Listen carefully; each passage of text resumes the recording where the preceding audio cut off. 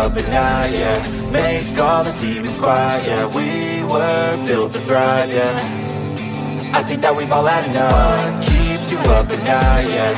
Make all the demons quiet, yeah. We were built to thrive, yeah. I think that we've all had enough. Yeah, I think that we've all had enough. Sick of dealing with the old plan. They know that we're calling it wrong. You got me like, oh yeah, I think that we've all had enough. Sick of dealing with the old plan. They know that we're calling it wrong. Hey, it's too late to try to go contain it. A generation fueled by creation. We live lives on a small screen nation. We control the airwaves, no negotiation. I refuse to think we need saving. Something good will come from creation. And when we think that the world is too anxious, we'll adapt, evolve, survive, and save it. What keeps you up at night, yeah. Make all the demons quiet, yeah. We were built to thrive, yeah. I think that we've all had enough. What keeps you up at night, yeah. Make all the demons quiet, yeah. We were built to thrive, yeah. I think that we've all had enough. Yeah, I think that we've all had enough.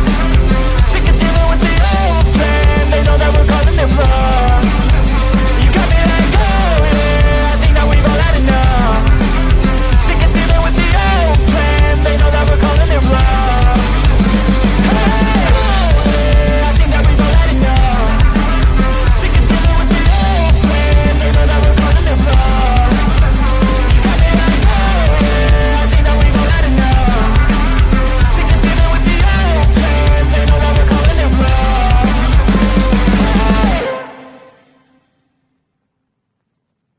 Nobody is coming to save you. Get up. Be your own hero.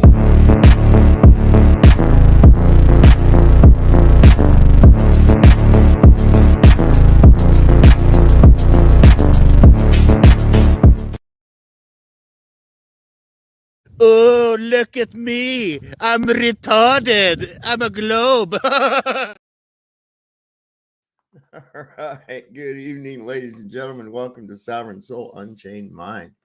Coming to you live 250 miles above your imagination in the International Fake Station with my good friend Something Wong back here, keeping this thing flying so that we can be up in an area that makes absolutely no sense whatsoever, according to physics. So how is everyone out there today? I guess we all saw, or most of us anyways, the great American debate today on the Infowars channel. That was kind of interesting. Let's see who all we've got in here with us tonight. Here's Hello Baby again. Good to see you. I also want to give a shout out to, there's a few people that have supported me through my different like Cash App and PayPal and whatnot. And I really appreciate those people. I've had Deborah Clark, number of people, Saddle Bum, a lot of people that have sent money to me. If I had my phone in here and it wasn't on a charger, I could pull up the entire list, but it was almost dead. Lo and behold, we'll have to get to that a little bit later. So let's see who we got. Qlicious. Oh man, that's a neat name. That's a new. Welcome to the show. Good to have you. Carrie Skates is here with us as well. JT, Diana Red Heifer. Good to see you, my dear. I'm glad to see that you made it through the eclipse day. She knows what I mean. She knows what I'm talking about. I'm killing them damn red heifers. I ain't for that myself. Anyway, who else I got going on here? Jehovah's lovely daughter, Barbara. Good to see you, my dear. Nikki Duncan with us here. Hello, baby. Hello, hello, baby. Hello, darling. The True Few. Hello, Dave and family. How's this, everyone? This evening we are doing fantastic. I hope the rest of you out there are as well. Push button 62. Make stupid people famous. Might as well. Why not? There's Saddle Bum. 4 Jacks. And where's Twilight Nights? That guy, he's in here. They in here the very first one every time. They must have me on blast. They know what's going on. Nikki Duncan, how you doing tonight? Good to see you. 4 Jacks. I like that. She's got 4 Jacks. Jeff Gashead. All right. So I don't know. Did y'all watch the debate today? I'm sure most of you did. And Harrison, I just want to say, 2018 called and they want their globe arguments back. Just at least get caught up, get a briefing at least. Maybe you should have consulted with I don't know who you'd consult with. It doesn't seem like they really have anything. I don't know. Anyway, I've got this over here and I thought we'd go over this a bit. I was like wanting to punch the TV set. I was watching it in there. First started watching it in here. Got up early to do that. I never get up at that time unless I have to piss. And I know most of you already been up and have started your day, but I'm on the night watch. I'm with Jehovah's daughter Barbara down here. We like stay up all late and shit. That's what we do. That's how we roll. And yeah, man. Chicago Cubby Bear, what's up, brother? There's Martine is in here too. I see him. Mr. Cax, what's up, man? Anyway, I'm going to pull this up and share it here in just a moment. Me and Something Wong have been up here doing various pressure vacuum tests with our glass lab equipment and placing temperatures on plant material and seeing what happens when we draw the gas through the water. And it's technical. It's science, man. It's like a lot of science. I mean, fuck, look at all the science I got going on up here with me right now. Do you see all this? How can you deny that? I mean, look at this, man. This looks like Radio Shack blew up in this shit, right? All right. Let's see what we got going on here. This was it right here. Flat Earth Witsit versus Harrison. And this is the way it started. And that's the way it was. April 23rd, 2024. All right, welcome, ladies and gentlemen, to the American Journal. I'm your host, Harrison Smith. My guest and opponent today is Austin Witsit. He is a flat earther. He's our guest today who's going to be debating on behalf of Flat Earth Theory. If you want to know more about Austin or Flat Earth Theory, you can follow him on X at Witsit Gets It or by going to Witsit Gets It.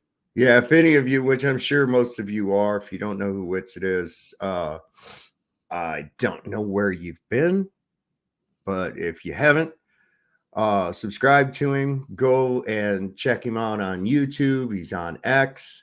A lot of good stuff. He goes on a thing on what is that thing they got on X? It's called Spaces, and it's kind of like a panel thing, but it's just voice, no cameras. And he gets on there quite often in the Level Heads, Flat Earth Fridays. There's a guy named Sacred that runs it. Really good stuff. Sacred's been here before too. Sacred's pretty awesome dude, man. They run some pretty good programs over there. And of course, you'll find Bill and Ted over there, Death, Rufus, the rest of those guys. Great gang over on X. Also over here, Robot Polisher on YouTube here as well. Great channel to subscribe to. You can find Robot Polisher on X as well. Puts out a lot of stuff every day. So, yeah, just check it out. Anyway, we'll get on with this. Go subscribe to Witsit.com. Austin Witsit, thank you for joining us. Welcome to the show. Absolutely, man. Thanks for having me on. How's it going, brother? Pretty good. And so about a month ago, Infowars Twitter account put out a question: who do you want to see Harrison Smith debate? And your name was by and like far and away the most popular response. Why is that? Why is there this hunger for the flat Earth debate, but for you in particular, do you think?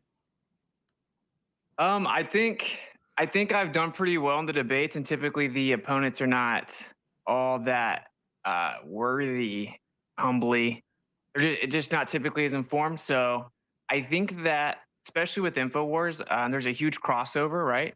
They just want to see the position accurately represented on kind of the big stage, if you were. So I think that's probably more what it is. I think a bunch of people think I'll accurately represent what we think. Well, and I think it's mainly I think it's mostly also that he articulates it quite well. I know that he's listened. He's heard people say you need to slow down, stop talking so fast, and he's done a pretty good job on that. because that just confuses the shit out of these people, you know, and myself, you know, I'm not by any means stupid, but a lot of times I'd be listening to Witsit and I'm like, hold it, back that up. And I'd listen to what he's saying, and I'm breaking down what these words mean, you know, and I'm like, all right, I'm on board, go, you know. So I'm glad to see he's kind of done that, but yeah, I mean, he just does a really good job, and he really he's hard to get flapped, you know. He is. I think he's hard to see him get flapped, which is something that needs to be. I got a threshold. Oh, and once again, if any of y'all had an observation or something about this that you saw, or you'd like to make a remark about or whatever, by all means, click the link. It should be pinned up at the top of the chat. Come on up, by all means. So here we go. Oh, are we going to do this now? This is what we're going to do? This is how it's going to be, a YouTube? And obviously, there's been a lot of comments I've seen saying either this won't happen because Infowars is controlled, or I don't know, all sorts of speculation about why Infowars doesn't cover flat Earth theory. But let me just ask you, because we got a little first 5-minute segment, and then we're going to have two 25-minute segments to close out this hour. It could be like for the same reason that they never say anything harsh against the despotic state of Israel, but that's none of my business. We're doing minimal commercial breaks here. We are on the radio, so we have to take some, but we're going to take them minimally. So in the first 5 minutes, I just wanted to introduce you and sort of talk about the idea and everything. How did you get into flat Earth in the first place? Yeah, so similar to what a lot of people say. So you have the side that says Infowars is controlled opposition. They won't talk about flat Earth. And then you have the side that says it's a CIA psyop used to distract people. I had a similar response. It's funny, actually, I heard about it through the rapper B.O.B. Right. So he was dropping the Elements mixtapes, and he was basically 100% on point with all the conspiracy theories he was mentioning in the mixtapes, right? Mm-hmm. I had researched all of them. Then he said the Earth was flat, and I was like, wow, bro, you just made me look ridiculous to everyone I was telling to listen to you, right? And then, like, similar to most people, I had the initial reaction of what does that even mean? And then you start to just ask 1,000 questions of, well, how would this work on flat Earth? Well, how would that work? That doesn't even make sense to me. So then I just went to look up pictures of the Earth from space. I'm like, this is going to be easy. I have millions of pictures. And that was not the case. This was 2015. And the last claimed picture to even be real at that time was 1972 for the Apollo missions. And needless to say, I was already very skeptical of the Apollo mission. So immediately I thought, okay, well, there may be something here, right? Which there should be millions of real pictures. I should have live HD live streams of the Earth from space. So that's how it started. And then I kind of fell down the rabbit hole. And I think this is an important part of it all as well. You'll instinctively just say, well, how would eclipses work? How does this work? How does that work? And if you can't find an answer, you think, oh, well, then it can't be flat. The actual way you have to go about it, and this is why all flat earthers exist, is they went to disprove flat Earth, and more so they went to prove the globe. And then when you look for the actual, evidence that supports the claimed size of the globe, you've run into problems, right? And so if we falsify the globe, we don't really need to replace it, or it remains true.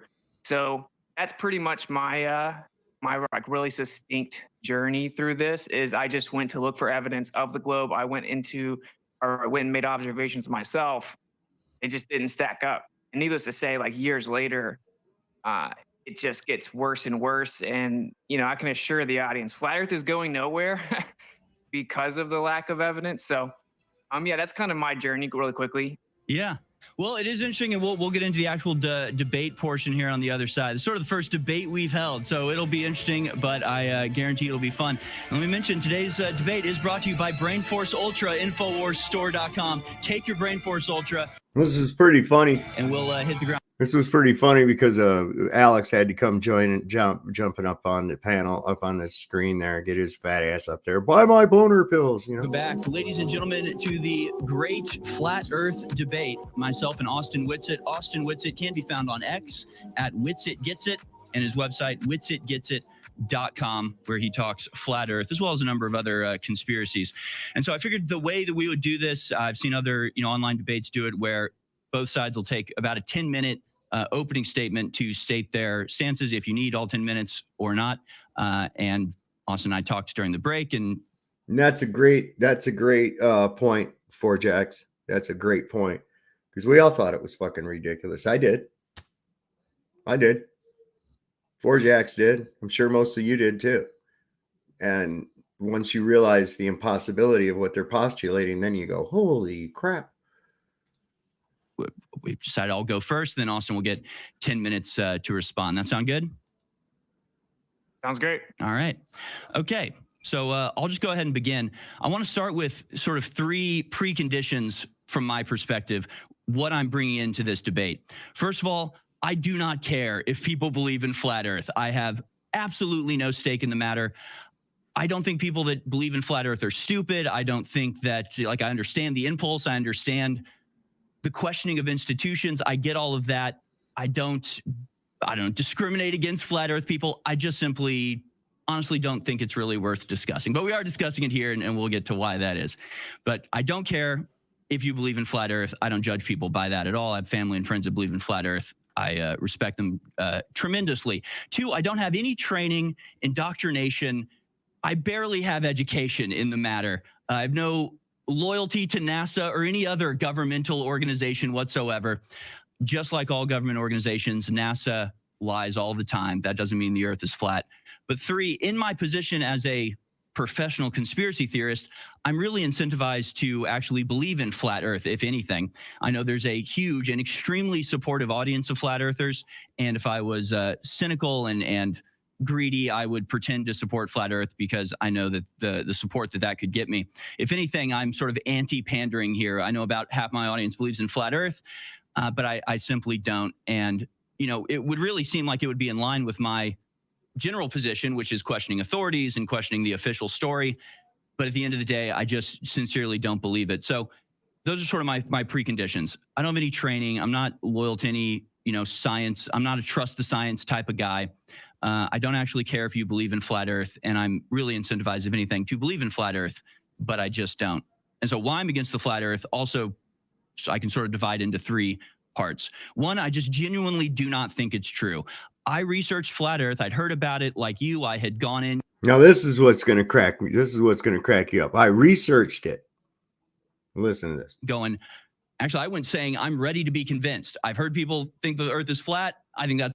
It's not like you're going to get baptized. I'm ready to be convinced. What do you mean you're ready to be convinced? You either come to it or you don't. It's that simple. It's awesome. Let me be convinced. I went in with a sincere willingness to be convinced. I found the arguments against the widely accepted heliocentric model to be entirely unconvincing. So I just don't think it's true. Two, I think the spiritual interpretations are total nonsense. Regardless of the cosmic model, Earth, I believe, is a priceless jewel of unsurpassed galactic importance. I see God's handiwork. LJ, that's interesting right there. Promoting FE will just censor your channel. No, you don't say. Why is it being censored? See, I'm with the rest of these people, man. When I see a fucking fact check, and I've said this when I first started up my channel, if I see a fact check or a Wikipedia thing or a reader's notes, community notes, or some other kind of shit like that pasted onto something, that tells me that's worth looking into. That's worth looking into. Because there's a reason they want you to go, oh, the authorities say that's not true, so therefore it probably isn't. Yeah, that's for those people. The authorities tell me one thing, I think exactly the opposite. Initially, I go, wait a minute, that ain't true. They just lie about everything anyway. Let's check it out. Oh, come on. In all of creation, including the divinely arranged solar system. If anything, I find the concept of flat Earth completely out of step with the rest of creation. And I can explain that later. You mean like it says in Genesis? You mean like the several different places throughout the Bible where it describes, I don't know, where does it say stamped like clay under a seal? What the fuck are you talking about? You had light created before there was the sun. The earth was created before the sun, according to that. So if you're a creation, then that goes completely against your hogwash right off the bat. So, but 3, I think the overall discussion about flat Earth is detrimental. I'd almost go so far as to say toxic to the discussion that we have every day, which is about the lies told by government to keep us under control. I actually, in doing my research, I really came to the conclusion that, if anything, flat Earth is a psyop promoted by the powers that be to distract, divide, and discredit the truth movement. So, hold on a minute. Let's take a look at something. Then why do you need to censor it? The very same agencies that would be responsible for devising the psyop would be behind also the censoring of their own psyop? What? That don't make any sense. That don't make any sense at all. This is where you start getting into it. These people always want to go, well, why would they lie? What's the motive? Why the fuck are you asking me what somebody else is doing some shit for? Why don't you think for yourself? Why do you think they might do something like that? Fact of the matter is they have lied. You're not on a globe, right? And they're making every effort that there is to keep you from thinking anything other than that. Well, no, you can think hollow earth. You can think donut earth. You can think cube earth, any other fucking thing you want to, but you think flat earth. And oh no, we got to put fact checks. See, methinks the lady doth protest too much, right? So what this guy says is a load of shit. This guy's as much of a government toady as anybody that I've seen with this shit. Watch. So breaking down those 3 portions, here's how I see it. There are natural phenomena that I can observe every day with my eyes that have no readily apparent explanation. The sun, the moon, the stars, eclipses, sunsets, sunrises. These things are evident but mysterious. I don't have an answer. None of which that he mentioned has anything to do with the condition of the realm in which you live, whether it be a globe or flat. None of that.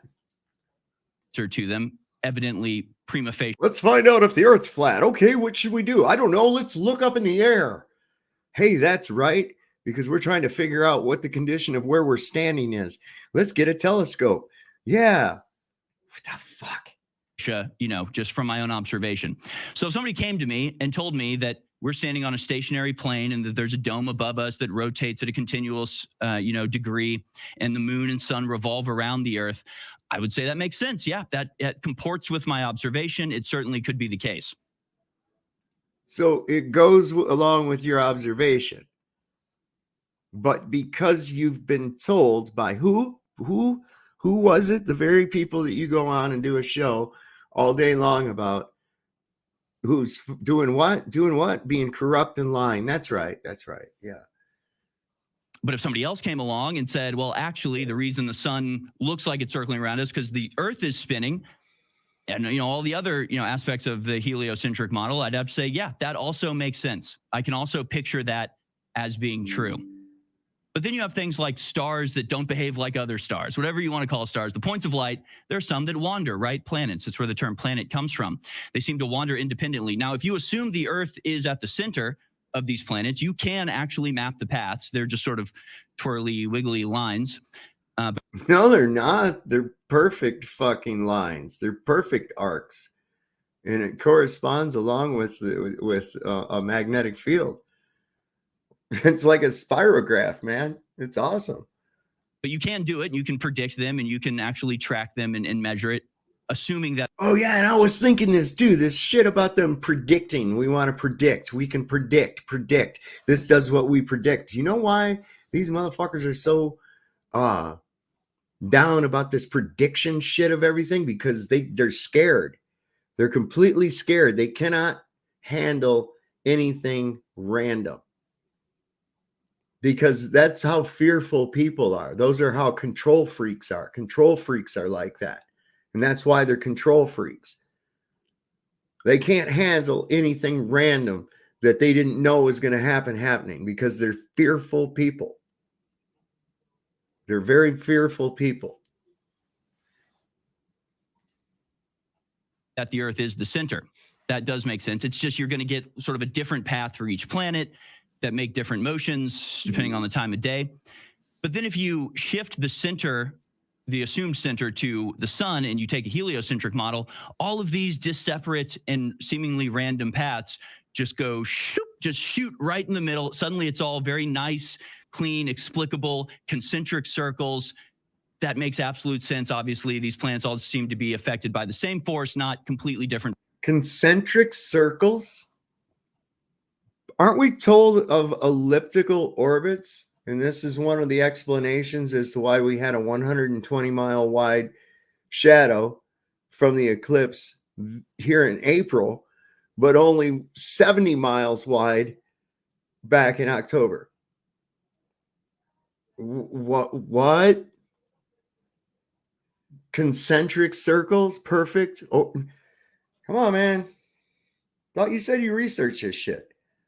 Forces that give them different paths. They all actually take pretty much a similar path, just in a concentric circle model. So basically, I've got two people in front of me. I just picture myself as like a goat herder in Greece 2,000 years ago. I just see this stuff, and I've got two people in front of me. Yeah, I can see you in Greece 2,000 years ago. You'd be a tall boy in old Socrates' fucking bathhouse. One bro. That's got an argument for flat Earth, and the other that argues for the globe Earth.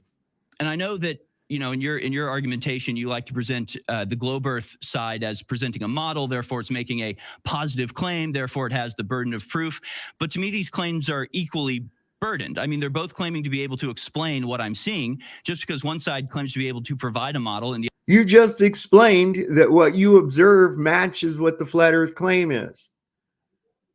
So you're saying that it makes sense that something goes against your everyday observations? What? The other side doesn't mean that second person has no obligation to explain anything. I'm looking for an explanation for these things, and one side can present it, the other side can't. So the tactic I've seen you take is sort of almost assume, like take the position as if it's a trial, like a criminal trial, where the prosecutor has the burden of proof, and your job is to simply disprove or undermine or cause reasonable doubt in those claims. Like if NASA is the prosecutor and flat Earth as the defendant. But that's not the case. I mean, I see both of these arguments having a burden of proof to some degree. But even if this was a criminal proceeding, and that was the case, that reasonable doubt was the standard, I still would have to say guilty, because the prosecution's case is airtight. You can nitpick at their evidence. What? It's airtight? Speaking of airtight,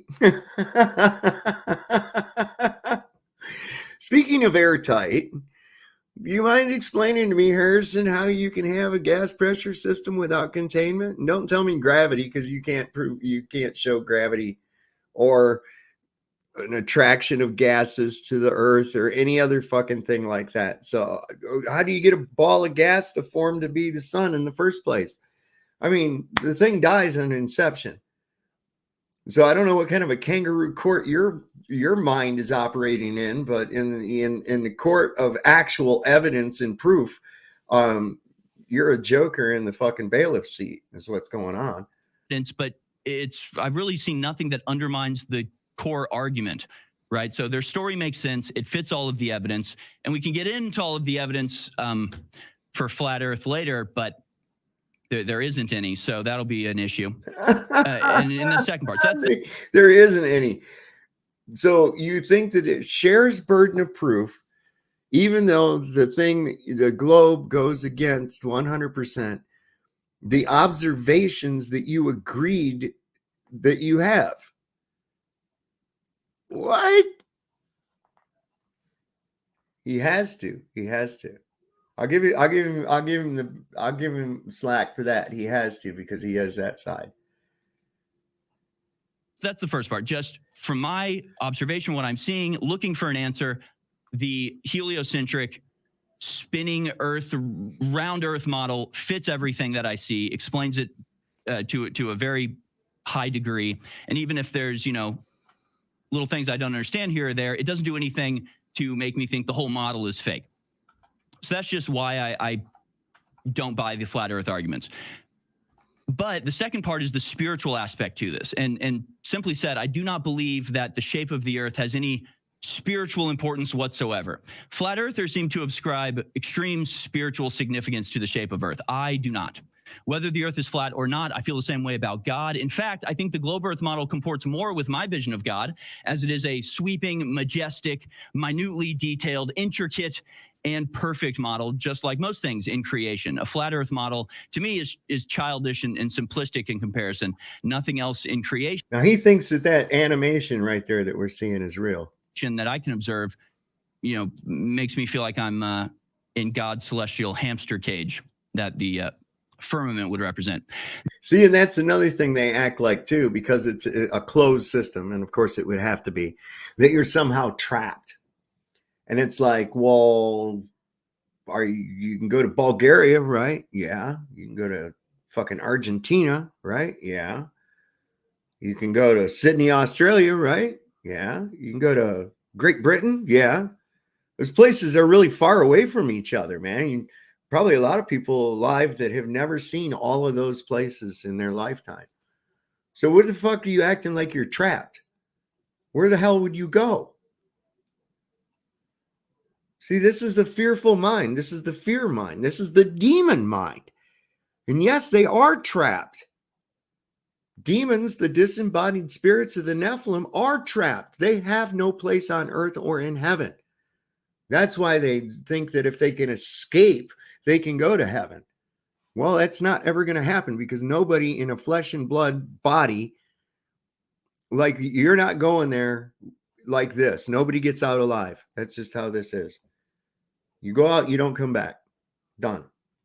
That being said, I know that this belief is essential to understanding the why of the conspiracy, right? The idea that making people believe that we're on a planet spinning through Earth makes people think we're less significant, is therefore it's easy to sway people towards a materialistic understanding of the Earth. I don't believe that in the first place, but obviously that would be the reason why, the primary reason why they would want to keep the shape of the Earth secret, if that was the case.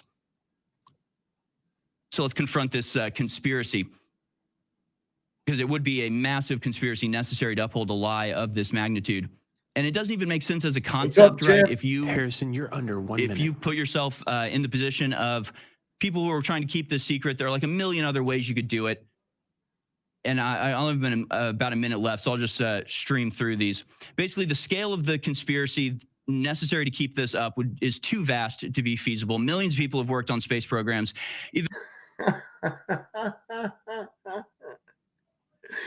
I love this. Millions of people have worked on the space programs, therefore it is real. Because my uncle worked at Northrop and made a bolt, and somebody made an electrical circuit over at General Dynamics, and they were told this was a NASA contract and this was going to be for a satellite and blah, blah, blah, blah, blah, blah, blah. Is that proof that the fucking shit's going into space? Nope. Nope. Not for a minute. So then people that's sitting there looking at the monitors when they blast off a rocket, right? What are they looking at? Oh, that's right. They're looking at the same screens they were looking at during the simulation when they were practicing for it, right? Only this time they say this is real life and not a simulation. How do they know that? They don't. They're going by the same thing, doing the same thing they've been doing during training. They've just been told it's real. So then when it's successful or whatever, they all stand up and they clap and you believe it at home. They're not in on it. They don't have to be in on it. They're being duped as well. Either they're all in it or there's... And if you haven't been paying attention, man, these people that talk for NASA, it's not like they hire the brightest people. I'm sorry. Don Pettit? Really? These people are not really that bright.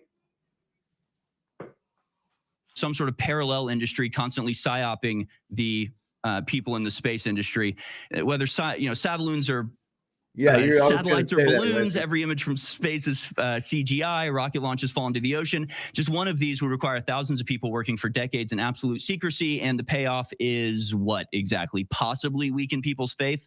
Yeah, I don't buy it. The scale of the deception necessary. Yeah, that's totally not animated. Come on. Is frankly too great, and the payoff is non-existent. The third part is the psyop, and we can get into this a little bit, but essentially the only thing that gave me pause when researching flat earth was the fact that there are like fact checks and that it is in fact censored. Clearly it is censored to some degree, not to as great a degree as other things, but I know we should all recognize at this point the YouTube videos that have the little Wikipedia box under are probably worth paying attention to. So that gave me a little bit of pause. Yeah. But then again, just because something is censored doesn't mean it is therefore true. And we know things like QAnon are censored, but also entirely fraudulent.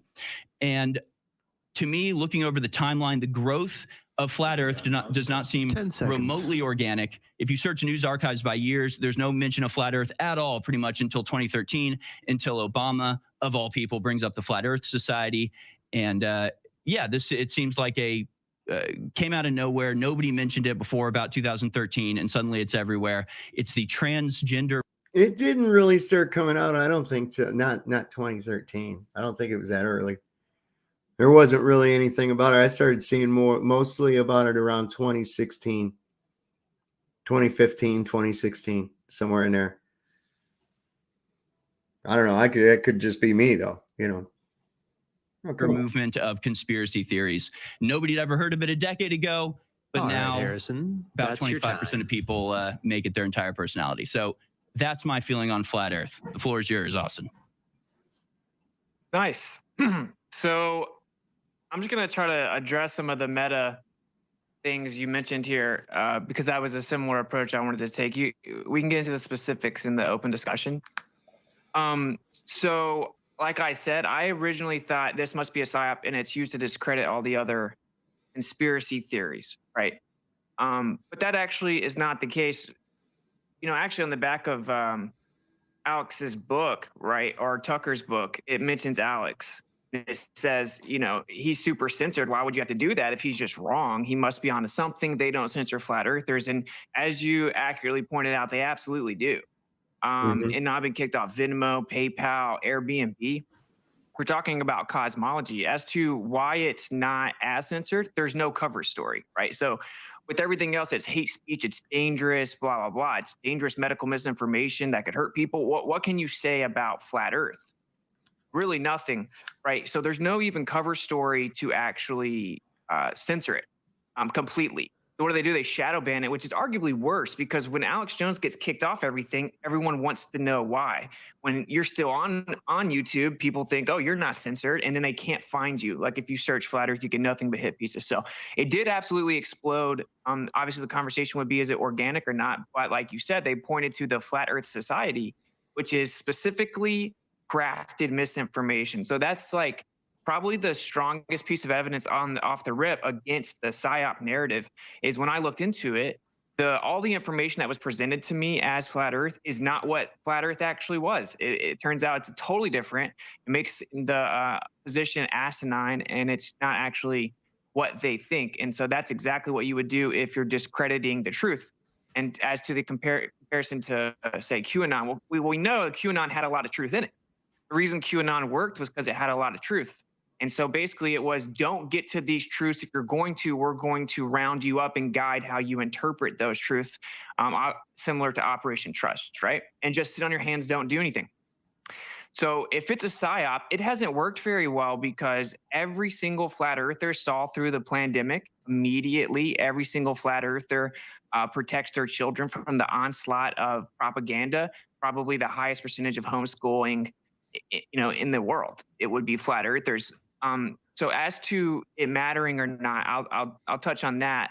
You did mention that it does have spiritual implications in our opinion, and you articulated disagreement, but it's pretty undeniable. So the conversation really comes down to two primary points, and is the earth moving? Is the earth a sphere? Those are the two primary things, and they're technically independent of each other, right? So the earth could be stationary in a sphere in theory. And when you first go down that rabbit hole, it gets very, very interesting. To mention a few things, right? You obviously have the idea of geocentrism, as you mentioned, and you mentioned the little squiggly lines. Well, it actually is just spiraling within a torus field. It's exactly the flower of life geometry, which we see all the way from the small scale to the big scale. We would actually expect the macro scale to fall within the flower of life because everything does, including the quantum scale.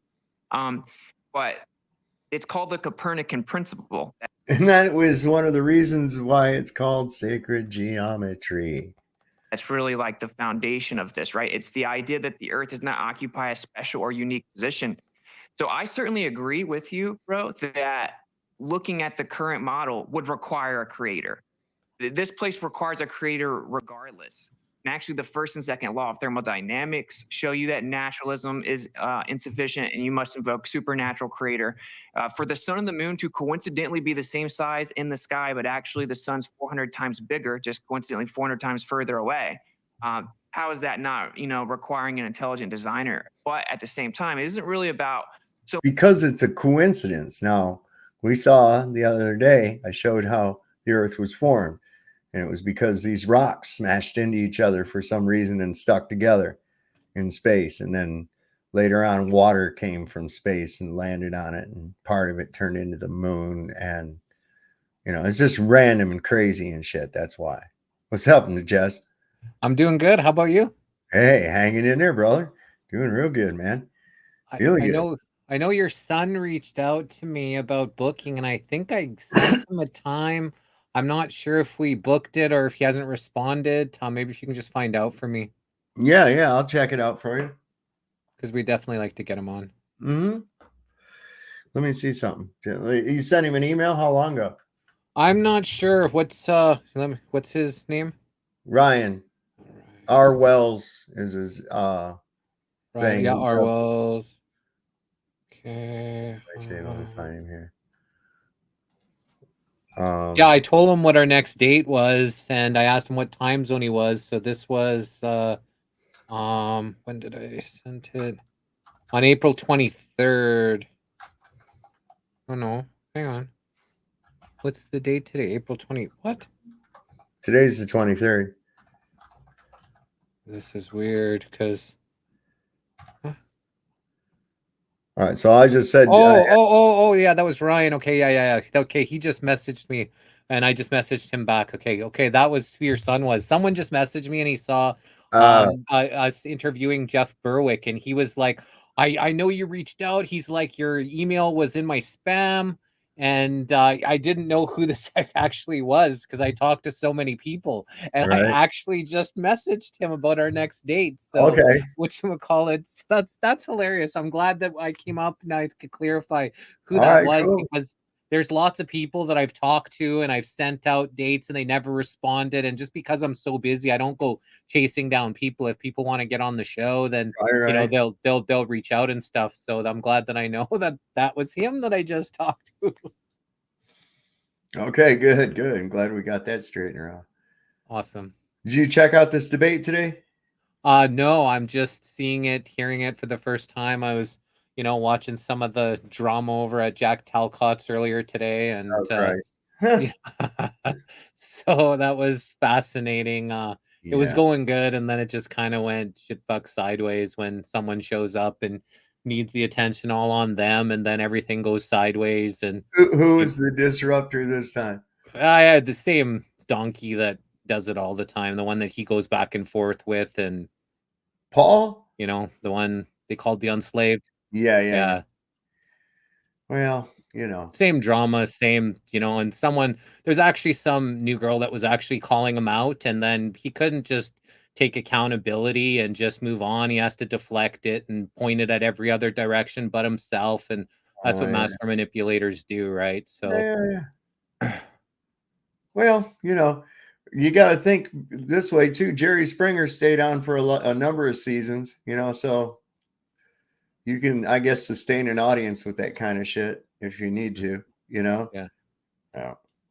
Anyway, I think Witsit did a great job here today. Oh, this is the one. This was the Witsit one that you were talking about before. Yeah. On Infowars. See the little thing down the corner? Someone could say, well, I already believe in God. Well, yeah, but a lot of people don't. And atheism is the number one growing ideology, if you can even call it that, which results in nihilism and apathy and Yep. makes for perfect enslavement. Yep. So this is incredibly important. And when you look into the motion part, we were 100% undeniably lied to and misled about that situation. We're told that we know the solar system's a fact, and it's been proven the Earth moves around the sun. But in reality, you can look at Stephen Hawking, Edwin Hubble, Albert Einstein, Arthur Eddington, every major prominent astrophysicist or astronomer in history, and they will tell you, oh, we can never disprove that the Earth's in the center. We can't actually prove that the Earth is moving. It's equally viable or more viable. We prefer to not go that route because Stephen Hawking said on grounds of modesty, and Edwin Hubble called it horrific and intolerable, Yeah. a special and unique position. So that's a philosophical decision. Horrific and intolerable. It's almost like, no, not a creator. Stop. I'm the devil. That they made for the world and then misled the world about what it actually was. So that's important. And we can obviously get into the specifics. You can 100% prove the Earth is not moving. It was done in 1887 with the Michelson-Morley. And it's been replicated many times since then. And what happened was they brought in Albert Einstein, flipped physics all on its head to keep the Earth moving around the sun. And that's why all physics is at a standstill now, because they threw out the electrical field theory understanding of a background medium, or what is called the ether. They kept the Earth moving through space. And now we have, this compartmentalization of physics that doesn't all work together. So, which, in my opinion, if we've gone this far being stunted in our sciences because of that, think about how far advanced we would be technologically had they not pulled this horse shit on us. 100%. Like not even just this stuff. So imagine the technology that they had when they had the world fairs that were all done by electricity. Imagine them having to destroy all of that to take us all back, to put us on this oil standard so they could control the energy that people use. Imagine where we would be now if we were just furthering that technology instead of them destroying it and have to starting over. Yep. Absolutely. But keep to not overload everyone. My point there is that's one major part of it. Yeah, if the Earth is in the center of the universe, it had to be created. And I get you could argue that it would have to be created either anyway, but you have a much stronger illusory position of confidence when you say, oh, well, the universe is so big that the Earth is this tiny speck of dust in this ever-expanding universe, and just based on mere chances and probability, the Earth could exist and be habitable, right? And that is the type of thinking that leads people to the idea that, well, no, this place wasn't created. It was just random chance. And that it's literally the Copernican principle ideology, which is that the Earth does not occupy a special or unique position. So if the Earth's in the center of the universe, obviously someone had to put it there. It's the most special, the most unique position. There is nothing like it. That means that us humans who have domain on the Earth are obviously very special as well. People do not believe, quote unquote, believe in flat Earth. They stopped believing in the globe, and they then realized, oh, wow, this has spiritual implications. People do not go and seek out flat Earth because they want the Bible to be literally true or something. That's exactly what I say. I didn't get to this because of the Bible. I just think it's really cool that the Bible agrees with what I've discovered, what I have found. It agrees with my observations. That's the way I look at it. And it's not, he's right. It's like, oh, well, we're not going to get into flat Earth to prove the Bible. Although the Jesuits, that was exactly what they were trying to do with pushing this globe, is trying to disprove the Bible so that the Bible wouldn't have the authority the Catholic Church does. It's what the church says, not what the Bible. See, the Bible's wrong. And that was the whole aim. Wasn't it in recent history that anyone that was talking about the globe was actually jailed? And then they didn't they reverse that? Like wasn't the 40s or 50s? I'm not exactly sure about timing, but I remember hearing something about that that it was all just taught flat, and anybody that was pushing globe model, and then it became a big switcheroo.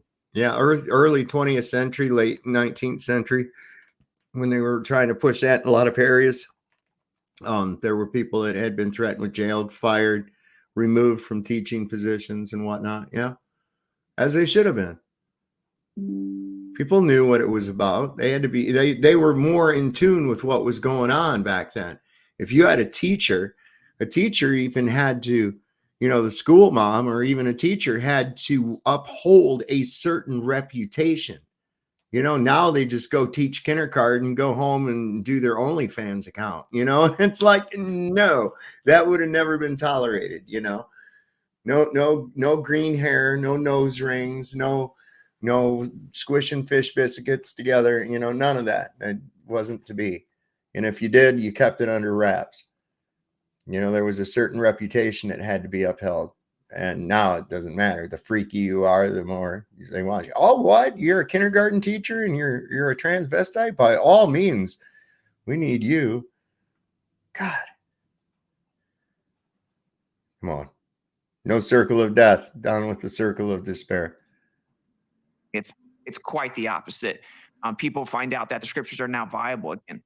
And so then it also comes into curvature.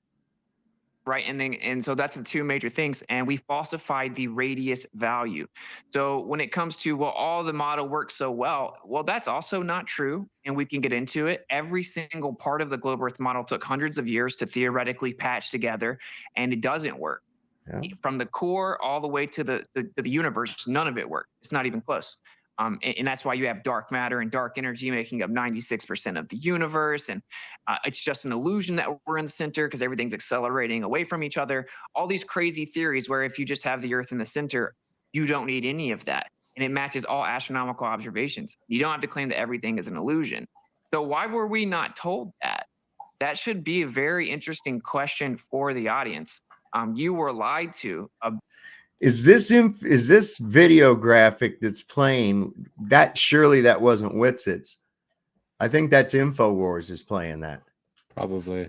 And that's part of their mind trick right there too. Pay attention to the imagery. Well, isn't Infowars CIA? Like, isn't what's his name CIA, right? It's just like another controlled op. Yep. Well, gatekeeper controlled op, whatever you want to call it. So they present the information, want people to become aware of it, but control the narrative. So and then they do a lot of their subliminal mind control would be playing in the background. I remember this one guy that I interviewed. He was talking about when he was put onto Infowars, some of his research, and they didn't promote him at all and it was all came from his research, and they didn't share anything. And he was like, all they could at least shouted me out and taken some of that stuff, but they don't want people to get into the algorithm that is not controllable. And that's a big deal that, especially if you're using someone's work and then not giving them any credit, especially on a big platform like that, is because you don't want to promote people that aren't controllable. Right. Yeah, man. That was Infowars graphics. They put that up there. There was no need for that whatsoever. Why did they add that while he was talking? Just throwing that out there. See what y'all think on it. Let that run through your noodle for a little bit and see what you come up with.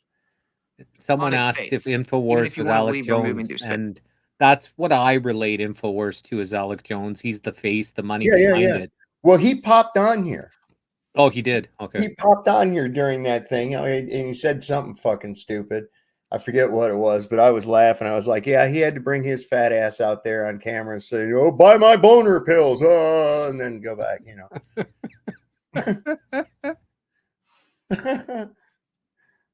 Space and stuff. So and then the curvature, obviously, if the radius value is falsified, the entire model is falsified, right? Because the gravity uses that, day and night cycle uses that, everything uses that. Alleged radius of orbit to go to space. All of these claims require that radius value to be true.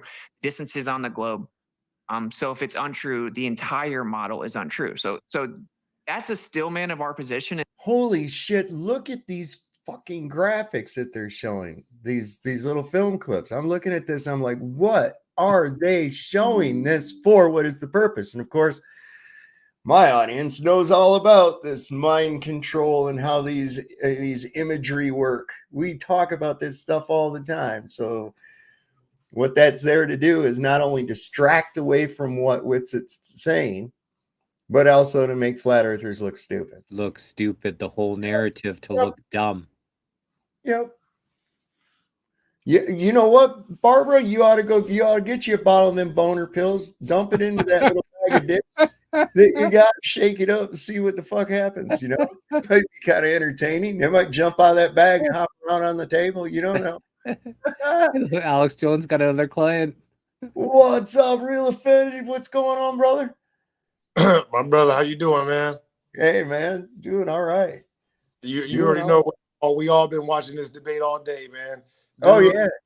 I'm like, we've been debating. It's been a matter of great debate, right, for the past year or two. Is Alex Jones really a shill? We got the answer today.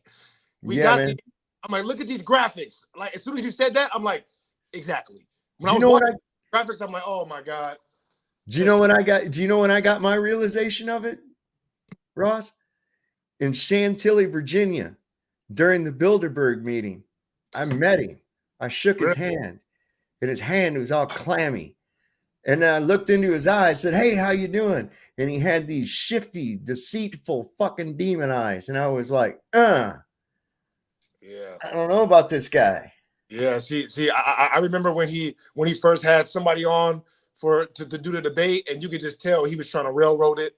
Maybe it was for his safety, but that intro just kind of said everything. Anyways, carry on, man. I just wanted to right. Those graphics was like killing me the whole time when I was watching this shit. Yeah. I was thinking that, man. I was like, why are they showing this shit? At first, I was like, because I'm used to whoever's talking presenting their graphics, and I'm like, this ain't something Witsit had put up. The fuck are they doing here? That's crazy. Come on, Circle of Despair. We hate you. We do. Is that we went to look for evidence of the globe, and it wasn't there. And falsification is independent of replacement. And I'll say this analogy, maybe it'll land. It's like if I went and looked through my parents' closet and I found adoption papers, and I'm like, walk up to you and say, dude, Harrison, you'll never believe it, man. My whole life is a lie, bro. Those aren't really my parents. I was adopted. And you say, well, who are your real parents then? I said, I don't know. I just found out that they're not my real parents. I just falsified they're my parents. I don't really know who the real ones are.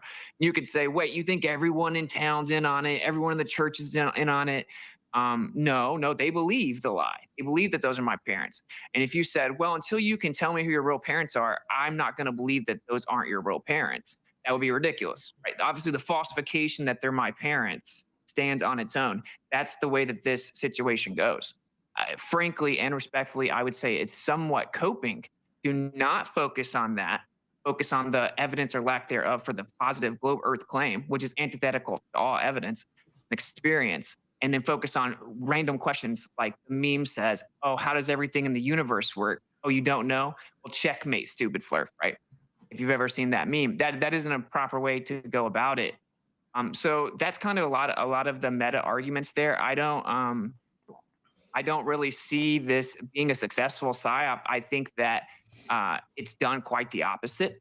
And people should just step back and kind of look at the evidence for what it is. And that's what I encourage people to do. And just like you said, I will say, just like with everything else, like with the pandemic, we got gaslit the whole time.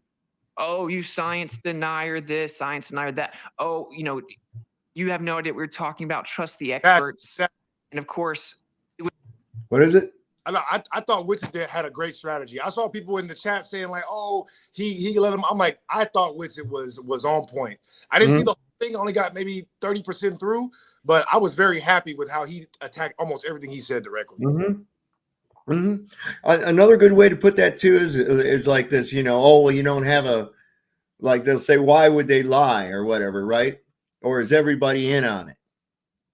So let's suppose that the three of us we're detectives, okay? And we get called to a scene, and there's a guy there that he's been murdered, Obviously, he's got a knife sticking out of his face and he shot twice. And we go, wow, there's a murder here. And they go, well, why would anybody kill that guy? What would be the motive? Well, I don't know. Well, then he might have probably just fell on that knife. You know? Right. And it's like, wait, hold on. It's obviously a murder has committed. Just because I don't know the motive or haven't figured out the motive yet doesn't mean that there wasn't a murder. It's the same thing with this. Right. Why would they lie about space? Why would they lie about the flat earth? Fuck me, I don't know. There's probably a million reasons. Unlimited resources is probably one of them. I got a perfect clip to play that can verify what you're saying. Like if you want to quickly just do I don't know, maybe it's like a 1 or 2 minutes, but it'll talk about exactly what you're saying about coming out in court testimony about them manipulating results. Oh yeah. Put it in the private chat. I'll bring it up in a little bit. Then and this last thing, before you get back to it, I love the way that he connected it to Alex Jones. Right? He's like, everything you're saying about this was said about your boss. It's like, do you even work for a conspiracy organization? What are you doing? You sound ridiculous. Right. Yeah, man. This is good. It was all a lie. It was all a lie. So ridiculing people, mocking people, dismissing them as a psyop and stuff is not an approach we should take as truth, right? We never do that. So long story short, when you look into the actual alleged claim that the Earth's a spinning globe, which again is antithetical to experience.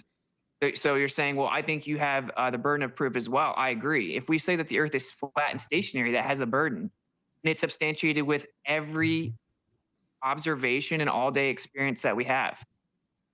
Everyone experiences the Earth is stationary. Everyone experiences that the stuff in the sky moves in relation to the Earth not moving. We fly planes like the Earth is flat and stationary. We build bridges, runways, railways, all engineering as if the Earth is flat. Everything that we do is as if this Earth is stationary and flat. The horizon, I mean, it comes from the word horizontal. So the default empirical position is that the Earth is flat and stationary, and that the sun and the stars and the moon, they move over top of us. There's a claim that comes in and says, well, that's actually an illusion, right? And everything is back. So that would have the burden of proof, and that's the line of logic for that. All right. And with that, that is your time, and we are headed to break, guys. All right, fascinating stuff. We'll do open discussion on the other side. If you got any videos or anything we want to play, we'll get into it on the other side. Stay with us, folks. Go to InfoWarsStore.com to support this important discussion, and we'll be right back. Where's my snake? I'll take things you shouldn't say in the sauna for $20. Alex? Control to Major Tom. All right, welcome back, ladies and gentlemen. We're skipping the next commercial break, so we got a solid 25 minutes to do open discussion with myself and Austin Witsit. Again, you can follow Austin at Witsit Gets It on Twitter and Witsit Gets It. Look at that that little control room setup they got on this thing, man. They got all the boner pills, pictures, and shit ready to go. Everything right there. Central. Huh? Alex Jones is advertisement central. That's why I can't watch Infowars like that. Like even when I want to get I want to look up on something, it's buy my this, buy my that. I'm like, all right, be more obvious. Oh my God! Post Anything said I would like to see a conversation between Austin and Luca. That would be like a fever dream. I can only imagine. Hell, why don't I just have one with Chat GPT and bypass Luca, for crying out loud. Witsit.com. I lost my paper that says it, but that's right? Well, yeah, yes. At Witsit Gets It. Okay. So yeah, open discussion time. Obviously, we both brought a bunch of stuff in our opening statements. I guess to me, again, every debate I've watched from Flat Earth sort of has. This is fucking cool. Infowars Twitter account polls at 50-50. And what did Sav say? Last year, what did I say? I said there's going to be a tipping point in 2024. Yeah, and you know what? When we did that moon landing debate on Modern Day Debates, we won the poll. All right, cool. Yeah, no, that shit was hilarious. And they were like, oh, well, all these guys are biased. I'm like, how are they possibly biased? They're biased toward you. It's just that you guys had no arguments. That's exactly right, man. Oh, this Saturday, now until Jaren's concretes it in and sets it up, but it's supposed to be Flatzoid and myself going up against McToon and Craig from FTFE. Really? Yeah, man. That's gonna be interesting. That ought to be a good one, huh? Hell yeah. Hell yeah. Yeah. So I'm looking forward to that. You know, me and Craig been going at it. He finally gave in after our last debate, and now he's requesting a moderator. Go figure that. He's like, yeah, we need a moderator. I'm like, I know, Craig. Like, I'm like, it's just I've already debated you too many times now. I know your every move. You're too easy. Go on Jarenism and do it using the new format. Yeah, that's what we came up with that format, and it works great, man. Yeah, you know, he definitely requested that. I'm gonna have to check that one out for sure. Mm-hmm. Listen, it's like this, man. When one guy's talking, the other guy's muted. Okay, and the moderator has control over the mute button. And when the other guy's done talking, he says, "I'm done." And then the other guy gets to talk. You get two buzzers. Yeah. So if you can't control yourself and you have to interrupt, then you buzz in. And then you've got, a short amount of time, I think 10 seconds to say your interruption. And then after that, you're going to have to discipline yourself, write down talking points while the other guy's talking, and then address them when it's your turn to talk. Dude, that's so perfect. And you know me, I love that, right? Because I'm constantly writing stuff down. Yeah, man. I always say the best debate I ever saw was on Jarenism, and it was a 3-on-3 with Witsit and a few other guys. And they went to the 1 minute rounds. That was the best debate I ever saw because the other side had to be quiet. And they were literally doing 30 seconds. Like, all right, look, you know what I mean? Kind of divvying up the time. You say what you got to say. Once them timers out, next side, and it was the most fair debate. So I definitely got to check it out. Yeah, it works. That's what moderation is supposed to be doing anyways. Like when they start interrupting back and forth on fucking MDD, that moderator's supposed to step in. He's supposed to say, hey, no, we don't do that. And it just takes that, even if, sometimes people have an urge to go, you fucking idiot, you're wrong, like that while they're listening to somebody.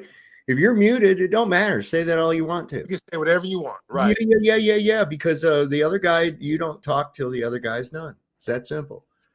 Just like CB radio. It's like you're having a debate on a CB radio. As the same paradigm, the same dynamic. It's somebody like yourself that's arguing for flat Earth, and then there's like the Bill Nye the Science Guy, Neil deGrasse Tyson wannabe. And frankly, I don't really care about the scientific arguments as much when it comes to whether experiments are valid or whether the physics checks out. I really do just go down to like basic. Yes, you heard that correctly. That's all I was thinking. I was like, what the fuck? Oh my God. Well, you would have to not give a shit about the science because this thing is dead from its inception. I mean, the whole postulation of balls of gas in space. All right, we're done. Balls of gas anywhere. Okay, we're done. It's over. There's no way. Sorry. Come on, circle of despair. Observation and logic and what would be necessary to cover this sort of thing up. And we can get into the PSYOP aspect in just a little bit. But like the moon is a sphere, right? Can we agree on that? Because, I mean, to me, it's pretty undeniable. Dude, the moon oh my is, God. in fact, a sphere that we can all see. Do you agree with that? Well, I've never seen the other side of the moon, but I would agree that it looks somewhat spherical, sure. Okay. But, I've replicated a moon like with polarization where it looks like a sphere. And you can walk over there and put your hand right through it, right? It's a projection. Just with electromagnetic polarization in the atmosphere, you could have I don't know what the moon is, but I would agree, yeah, it does. It's certainly round and looks like it could be a sphere. I've never seen the other side of it before, so I can't say I know it's a sphere, right? Coincidentally, we see the one side. But the shadows on the moon certainly make it look like a sphere, right? I mean, unless you have another explanation for why the shadow moves the way it does across the moon. I mean, it basically has to be a sphere, right? I mean, are you saying the moon is a projection, or do you think it's a physical object? I don't know what the moon is. I'm just saying I'm not like a lot of evidence to suggest that it's not particularly solid. Actually, like even the Astronomical Society said that they've seen stars through the moon. There are things called lunar waves. The Terminator line. Sometimes there will be things lit up on the other side of the Terminator line. I want to say real quick, right? In my last debate with Craig, because it was about gravity, but it was the same day as the eclipse. So we lightweight debated about that. I told him, Craig, I walk outside, I look at the moon every day. During the day, I see it transparent. He said, no, you don't. I have 4 different videos from 2 different days from this week of me outside driving in my car, filming the moon during the day, transparent. 100. I just wanted to say that because I'm like, this literally just happened. You know what I mean? It's like, it makes no sense. Yeah, there's definitely some kind of a translucent aspect to this thing. But I was thinking, well, and I think about this thing often. In fact, I should just order it. It's only like $20. But I've seen these on Facebook. You can order them, and it's a little lamp you can get that projects the moon onto your ceiling or your wall, and it looks like a 3D sphere in space. But it's just a projection onto the wall, and you can have it so that it follows the phases of the moon outside. And it's like, looks like a sphere, is it? No. So it very well could be a projection. It acts like a projection by in all observation. It shouldn't even really exist, Absolutely. But there it is. Maybe it's a reflection of the sun. I don't fucking know.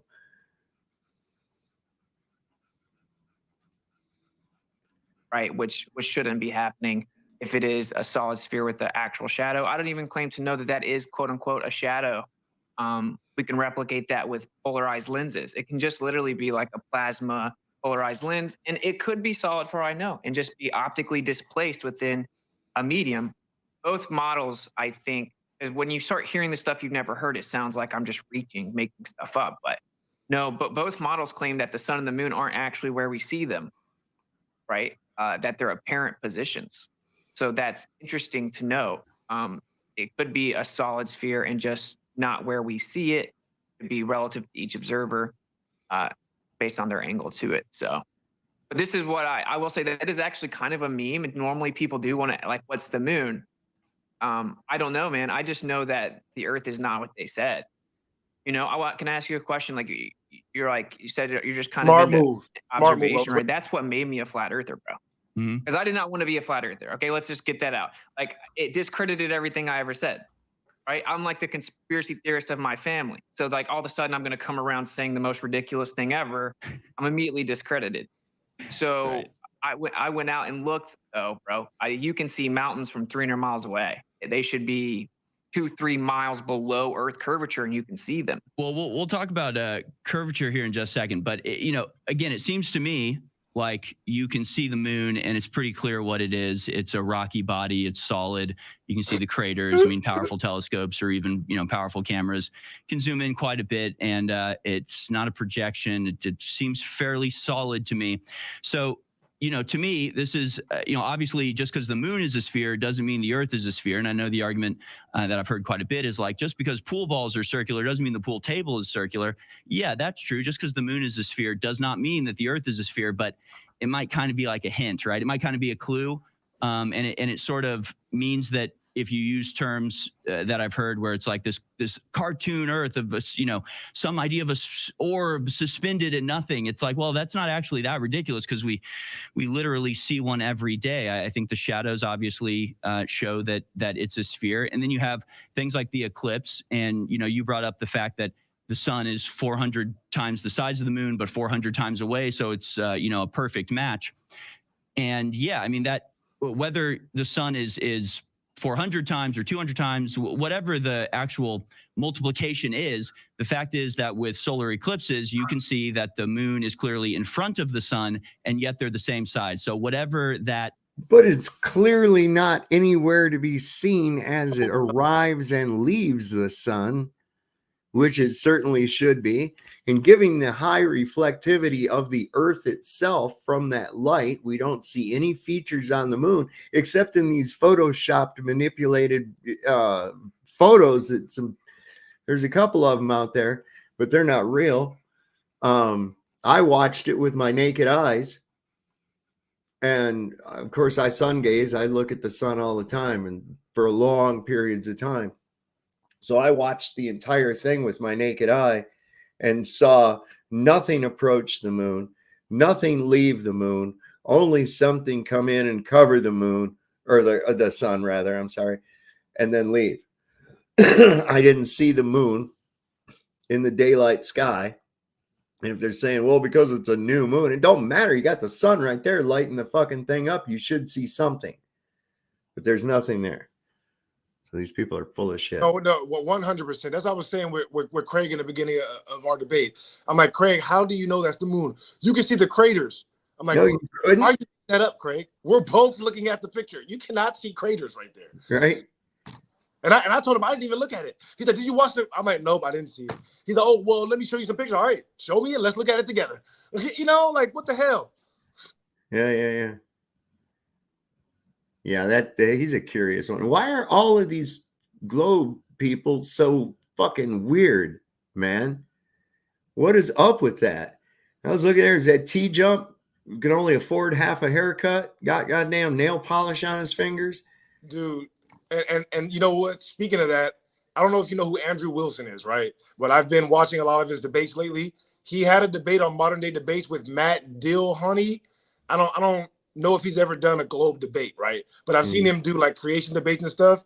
And literally, I'm sure a lot of people have seen this, but I just barely saw how he made him rage quit at the live Modern Day Debate event because he pointed out that he was married to a transformer. And he just got mad and then quit the debate and left. I'm like, you know, why do you guys always have to be so weird? Yeah, I know. Like, it don't make any sense. I know. Not saying actually, it does. Actually, it does make sense, Ross. Actually, it does make sense. You know, we know where this perpetuated lie is coming from. It does make sense. This is not of man-made origin. Where this perpetuated lie, you know, so we know where this comes from to begin with. And well, there again, as in the days of Noah, so shall it be in the coming of the Son of Man. Boom. There it is. Calculus is the distance is equal to the size difference. You know what I'm saying? So obviously the sun is behind the moon. The moon is an object that is apparently equivalent in size of the sun because of our distance from it and the perspective of it. And again, that's sort of, I mean, if you accept that the moon is a sphere that's above the earth, everything else kind of follows. I mean, I really think that debunks a lot of flat earth. I mean, because then obviously the moon has to go away for a certain period of time. It matches up with the spinning of the earth. I mean, if the moon is a sphere and is a solid object that's floating above the earth and circling around it, I mean, that seems to me like it doesn't necessarily prove that we are circling around the sun, but it certainly proves that the earth is a sphere and the moon is circling around us, right? That to me. No, it doesn't. Why does it mean that at all? Just the dumbest arguments I've almost ever heard. It's just like, it's worse than Craig. I just like, I don't know. Like I said, to me, I heard this and I'm like, oh yeah, they're shields. They're shields. It's like, how do you know the earth is a sphere? Well, because I looked up into the sky with a telescope. Oh, okay. You know, how do you know you have enough gas in your vehicle? Because I checked the chlorine level of my neighbor's swimming pool. Oh, okay. Wow. Again, that's just imminently observable. Like I said, it could be a sphere. It does somewhat look like a sphere. I will just say stars have been seen through the moon, it appears. I think that reality is way more mind-blowing than we know. And people think they have answers to everything. But really, when you look under the hood, there aren't answers for everything. But if we kind of talk about that, if we use like Occam's razor, that which requires the least amount of assumptions is most likely to be true. Doesn't mean it is true. But we see the sun and the moon appear to be the same size. We have a night light and a daylight, and they're the same exact size in such an extent that we can get perfect total solar eclipses. And they claim that that is just a coincidence based on the way that a Mars-sized body hit the Earth and broke it up, and a little piece of debris stuck around the Earth, and then gravity coalesced into a sphere that stopped around 238,000 miles away. Just coincidentally, the size of that rock matches up with the size of the sun optically, even though it's 400 times smaller than it is. Right, that is the case, right? I mean, it is the same size perspectively as the sun, but clearly it's not on the same plane as the sun since it passes in front of it. So whatever that differential is, it has to be, I mean, that is accurate, right? Sure. And not in concentric circles like you claimed, Harrison, because we had a 70-mile wide shadow back in October and a 110 to 120 mile shadow during the eclipse in April. Now, how can that be? How can that be? You got the same light source, the same object blocking the sun, the same object casting a shadow, but you have what, a 40% wider shadow than you did, more than that, than you did back in October? What? Come on. But if it was just barely behind it, it would look like the same size. So they could be very similar distances in the same size, right? Well, no, I mean, they'd have to be a little bit, because they are exactly the same size and different. And again, I don't think that just because the moon is a sphere, that means that I trust that they understand how it was created. Or, I mean, you know, the moon could be hollow for all we know. The whole, like, it rang like a bell when they crashed something into it. I mean, there have been a lot of stories. I don't think we know everything. How in the fuck could something ring like a bell in space? And then how did they land on it? Well, how does something ring like a bell in space? Oh, yeah, right. There's nothing. Sound can't travel through anything. And if it might be hollow, why didn't they figure that out when they allegedly land on it? So is it in space, or is it under the same, you know, dome? Is it inside the firmament? Is it an actual physical object? Just a plasma ball. Is it just a projection? What actually is it? I don't know. Yeah, see, that's what I was saying to my moon. I'm like, look, I'm not going to even show any evidence, all right? Just know that this debate is going to be about whether or not it's even possible we can go. So with that being said, we didn't go. Game over. We're still debating on what it is, how can we do it? Okay, so cut it out then. Cut it out. Oh, no. Here we go. Get ready for the one, the only, Brenda. Hello, guys. It's Luca. What's going on, Luca? Not much. Did you figure out the Earth is flat yet? No. Oh, that's too bad. Anything about the moon's entire life cycle, but I do think it's a sphere in the sky, which, you know, would hint that there are other spheres in the sky. It would hint that that's a possibility. It would make me question why the moon doesn't fall when everything else falls to Earth because of gravity. You know, it would hint that either it's not affected by the force of gravity or it's being affected in a different way, which to me explains orbit pretty well, pretty succinctly. I want to show a couple images here, because this again sort of illustrates to me that not only is the moon a sphere, but it's being lit by a light source that is extremely far away. We can go to some of the pictures called Ball and Moon. And there are a couple of these, but you can do it yourself. If you see the moon during the daytime and you hold a ball up, they have essentially the same shadow that will be cast on the ball as the moon, because they're both being lit by the same source, which would be the sun, which would be extremely far away. So how would this happen without an extremely far away sun lighting both the ball and the moon? What's fascinating about the ball is the ball theory. You know, those with their ball, their barium, their aluminum, they're spraying everything about the ball, BAL. And we're all the time stuck in basketball and football and every other kind of fucking ball game.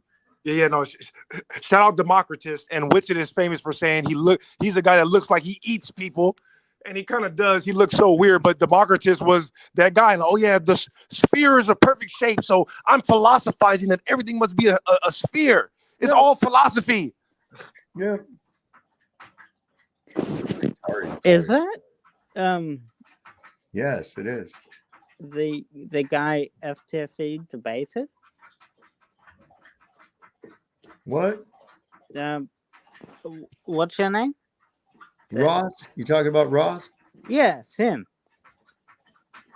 Are you asking me? Am I the guy? Are you asking me? Am I FTFE's father? Yes, I'm FTFE's dad. Oh, it's what? Oh, nice. Hello, Wes. How's it going? It's going good, man. How about yourself? I'm good. I like meeting with the flat earthers that Craig has debated with. They're cool. All right, so let's get on with this. Look entirely the same, right? You will actually see that there's a gradient of light on a pretty spherical similar, object. They are somewhat similar. Yes. That's how we made the model, right? We looked at the sky and then we created the model over hundreds of years. So of course it matches the sky. It's how we made it, globe Earth model. But there could be a relationship between it being lit up, or there are many theories about it. Like everything, it could have an electromagnetic relationship. It could be charging up. It could all be within the same energetic cycle above us or whatever. I'm not even saying that they don't have a relationship. Many people have tried to, measure the moonlight and say it isn't hot, and there's all debate about that and stuff. But this is kind of what I was talking about, though. I get that this is probably even a good faith, genuine question. That's how you want to know how everything works. And since we've been given all these alleged answers as to how it works, you think, well, flat Earth has to replace everything I was told is true. But not really. We see a star through the moon. What they said can't be true. Like we just saw that the moon looks blue during the day. The Royal Observatory has reported seeing stars through the dark portions of the moon as well. So.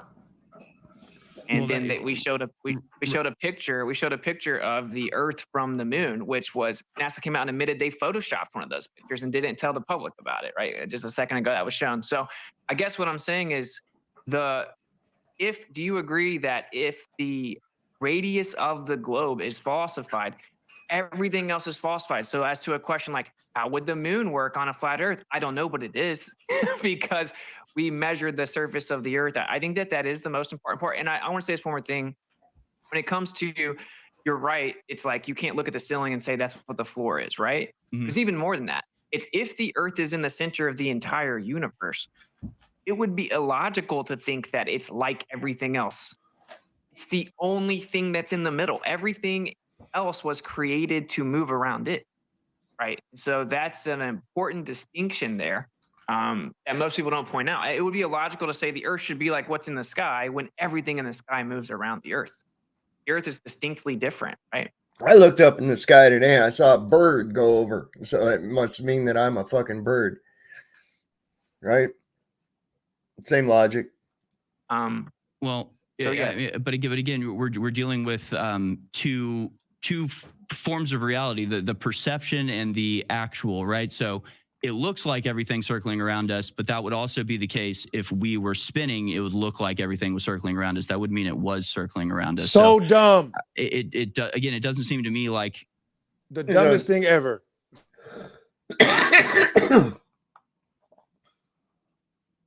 Yeah, I don't understand this. Well, it's because, look, it's not his fault. How heavy is this shit beat into everybody's head? Like at a young age, too. Right. I mean, you're probably in the second grade or so before when they're already teaching you that little, my very eager mother does some shit with ice cream or whatever. Right. But like to give that whole intro though, like, I don't believe in the government. I think they're all lying. I'm the guy that I should believe in flat Earth because I've investigated it. And then to just be this ignorant is like what is this? What is this? Yeah. And look, I've been watching this TV show called Vikings. and it's like 6 seasons, and I'm in the last season of it. But it was interesting at the first part, in the very beginning of it. This guy Ragnar, he wants to sail west. He thinks that there might be other lands and shit, and their king says, "No, you're not allowed to do it. It's too dangerous, and we don't want you to do it. You go on this raid like to the east, like we said." Well, his friend builds a boat, shows that he's built a boat that can withstand stronger seas. It's a little more flexible. It's able to work well. And he's also got this polished stone that he can see the sun even on a cloudy day. He can find the sun with this thing. And like an astrolabe compass thing that floats in a barrel. And so him and this other guy, they decide to go west. Well, they find England. And they come back with all these treasures. And they get in trouble for going west, finding new lands. And the king keeps all their fucking treasure. And I was thinking, that's exactly what they do now. If you went there, they'd punish you for it and then reap whatever you found, for themselves and not tell everybody else. It was really interesting. I saw it along those same lines, and so it's like limiting where people can go and what resources they can partake in has always been a tool of the control establishment. So if there were unlimited resources, other lands, and not even beyond Antarctica, just even in the South Pacific itself. Let's face it, no maps are accurate. Right. Yeah, no, that South Pacific, and obviously the North Pole. But yeah, there's obviously a lot of well, it's not just that. Look at it in the South Pacific. How do we measure distances across the sea? Me? Well, I guess I don't know. Calculations based on stellar observation. Right, angular distances to the sun and the stars. Right. So now what happens when you get down past the equator? You've lost your stationary pole star. So now what do you have to use? Now you have to use time and movement. So you're calculating on your best measurements is basically what you're doing. To me, this is damn near the best proof that obviously that map is incorrect. I don't remember that book, but there's a book, right, where he basically outlines hundreds of miles of discrepancies between land masses. Well, when he was trying to sell. Land, and on land, of course, we have measured distances on land. Those are statute miles, right? But in the ocean, those are measured in nautical miles, and that's based off of stellar navigation, which is a calculation and not a physical measurement. And not to mention, just to be clear, Euclidean geometry is not reliable at large distances. No, it starts to lose accuracy. Yeah. There's too much margin for error. That's so anything that we're guessing past a certain distance, throw it out the window. Right. Now we can use it maybe for distances based upon, relevancy to the spot, but we can't make real distance calculations using that. We cannot make real distance calculations. Knots and ropes is how you measure distances on the sea. Yeah. We went over that with Brenda one night already. Wait, there's another weird one. That's another fucking weird one. Well, these flat earth haters that are just like, it's almost like we're holy water to their own possession or something, That's what it seems like to me, because they just get so fucking angry, so vehemently upset about it. And it's like, look, you're not going anywhere. You can't stop. And stop thinking you're trapped. Look at this place. This is huge. Most people don't ever see more than just a small percentage of the entire fucking world in their entire lifetime. And these people act like if they're in a closed system, they're trapped somehow. And it's like, are you shitting me?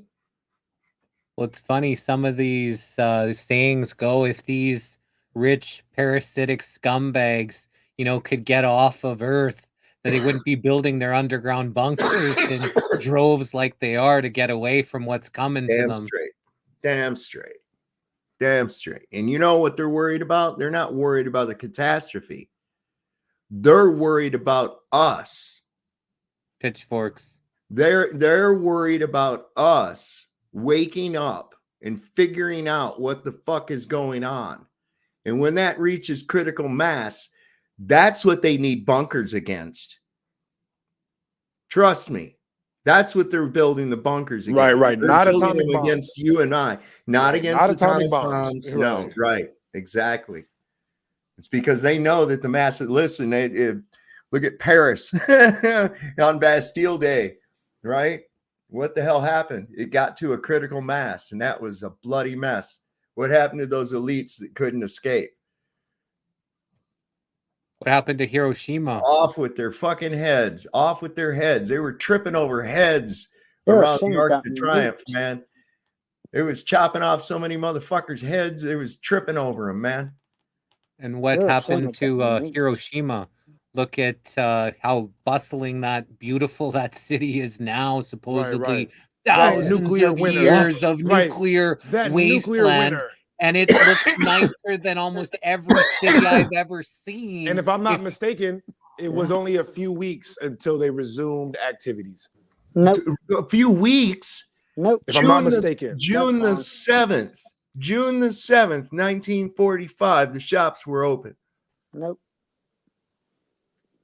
So there was chemical poisoning. People did get burned. There was a bomb. Yeah, they dropped a bunch of bombs, right? Phosphorus. There's phosphorus. There's places were fire bombed, carpet bombs with fire, with incendiary bombs, right, for like 2 weeks or more. Literally prior said to June 6th. And here's the thing: Hiroshima and Nagasaki, both 80% wood cities. 80% wooden cities, bamboo and wood. Right. The structures that did remain were the few stone structures, one of which was a Catholic cathedral. Wow. I heard ground zero was a Christian church or whatever. That was ground zero for one of the bombs in Japan. Well, Hiroshima was like a Christian center in Japan. It was like the one, like they had the highest concentrations of Christians anywhere else in Japan. So, are we the good guys? No, we never are. No, and the war was won. And they didn't even have to do the whole, this was already, I think the Pearl Harbor was a setup. Like it was already. Of course it was. Of course it was a setup. Look, we've been needling. Yeah, we definitely know that now. Yeah, we were playing I'm Not Touching You. I'm Not Touching You with Japan, like all through 1941. Embargoing their oil, embargoing their scrap metal. They relied on our resources and our trade. And we embargoed them because of their invasion of Manchuria. All right, so that's Manchuria is the reason that the Japanese surrendered. It wasn't because of the bomb. It was because the Russians took back that area of China. Exactly. It A lot of people have that misconception. Years to rebuild. What? It must have taken at least a year. At least to rebuild Hiroshima and Nagasaki. Yeah, probably longer, But people were back there, resuming business, meaning no nuclear winter. Meaning no nuclear winter. What I guess what we're saying is the fact that in like the 80s we were all, if nuclear goes off, there's going to be devastation, thousands of years of destruction, and they made everyone so afraid of this nuclear. When there was actually something that happened that, sure, it was blown up and people got poisoned and chemical radiated, but it was now not even 100 years later, that city looks probably nicer than every single American city I've ever seen. And, it's a beautiful, hustling, bustling city. And it didn't get the thousands of years of radiation like they tried to warn us about in the 80s about what this nuclear devastation would be if there was a war with Russia. The day after they had that TV movie and they put it out there, and boy, it just scared the shit out of people.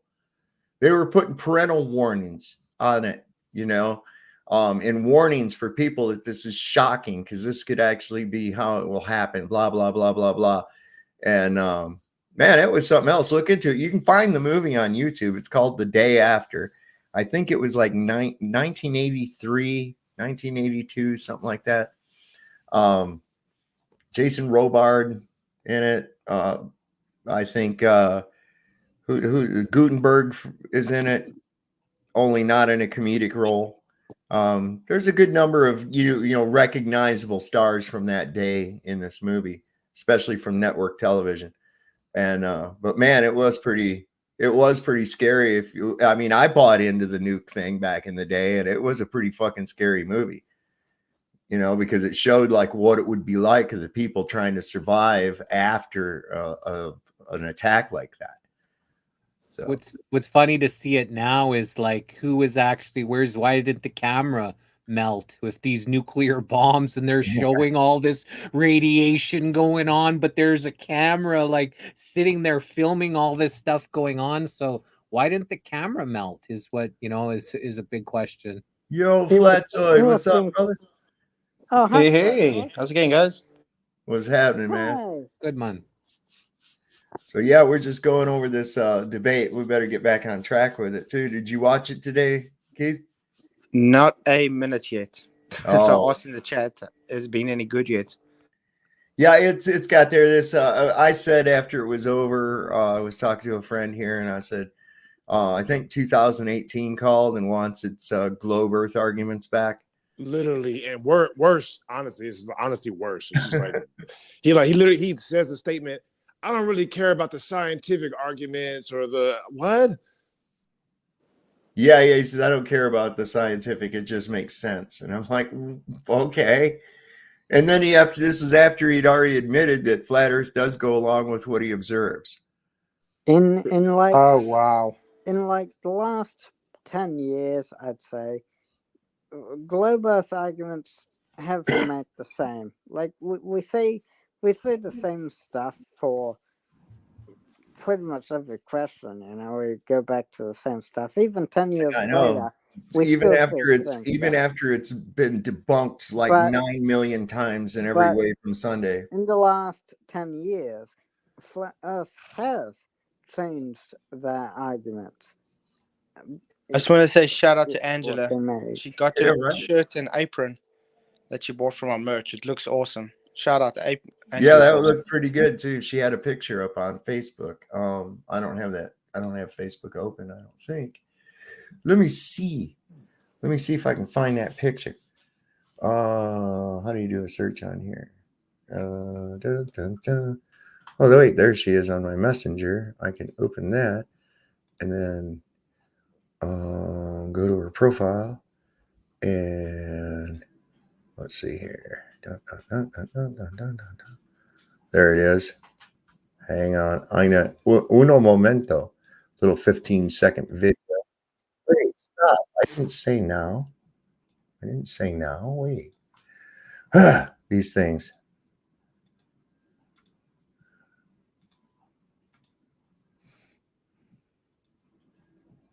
Y'all see that? Yep. All right.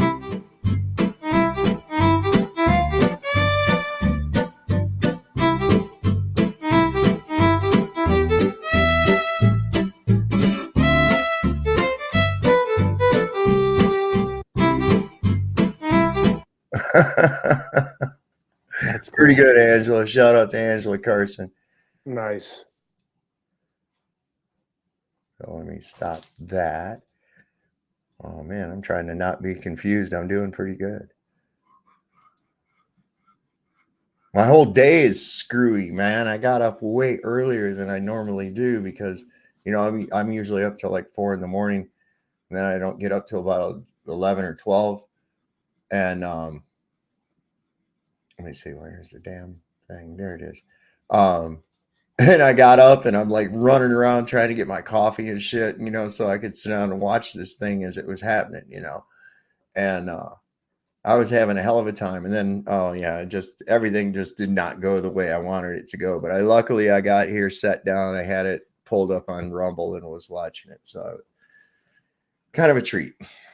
Anyway. there's any evidence. Hey, Flipzoid. The center. I mean, what about the mapping of planets? Because I know one of the things, again, we have an image of this motion of solar system planets relative to Earth. So basically, this would be the orbital path that the other planets would take, Mars, Venus, all these other planets. If Earth is assumed to be the center, and they're like, spirals. They're like, they move around a lot. And if the crew can pull up that picture, motion of solar system, we can pull it up on my screen. So, how do you explain these paths and this motion without, a force acting on the planets other than gravity? I mean, how do you have a planet going? Oh my God!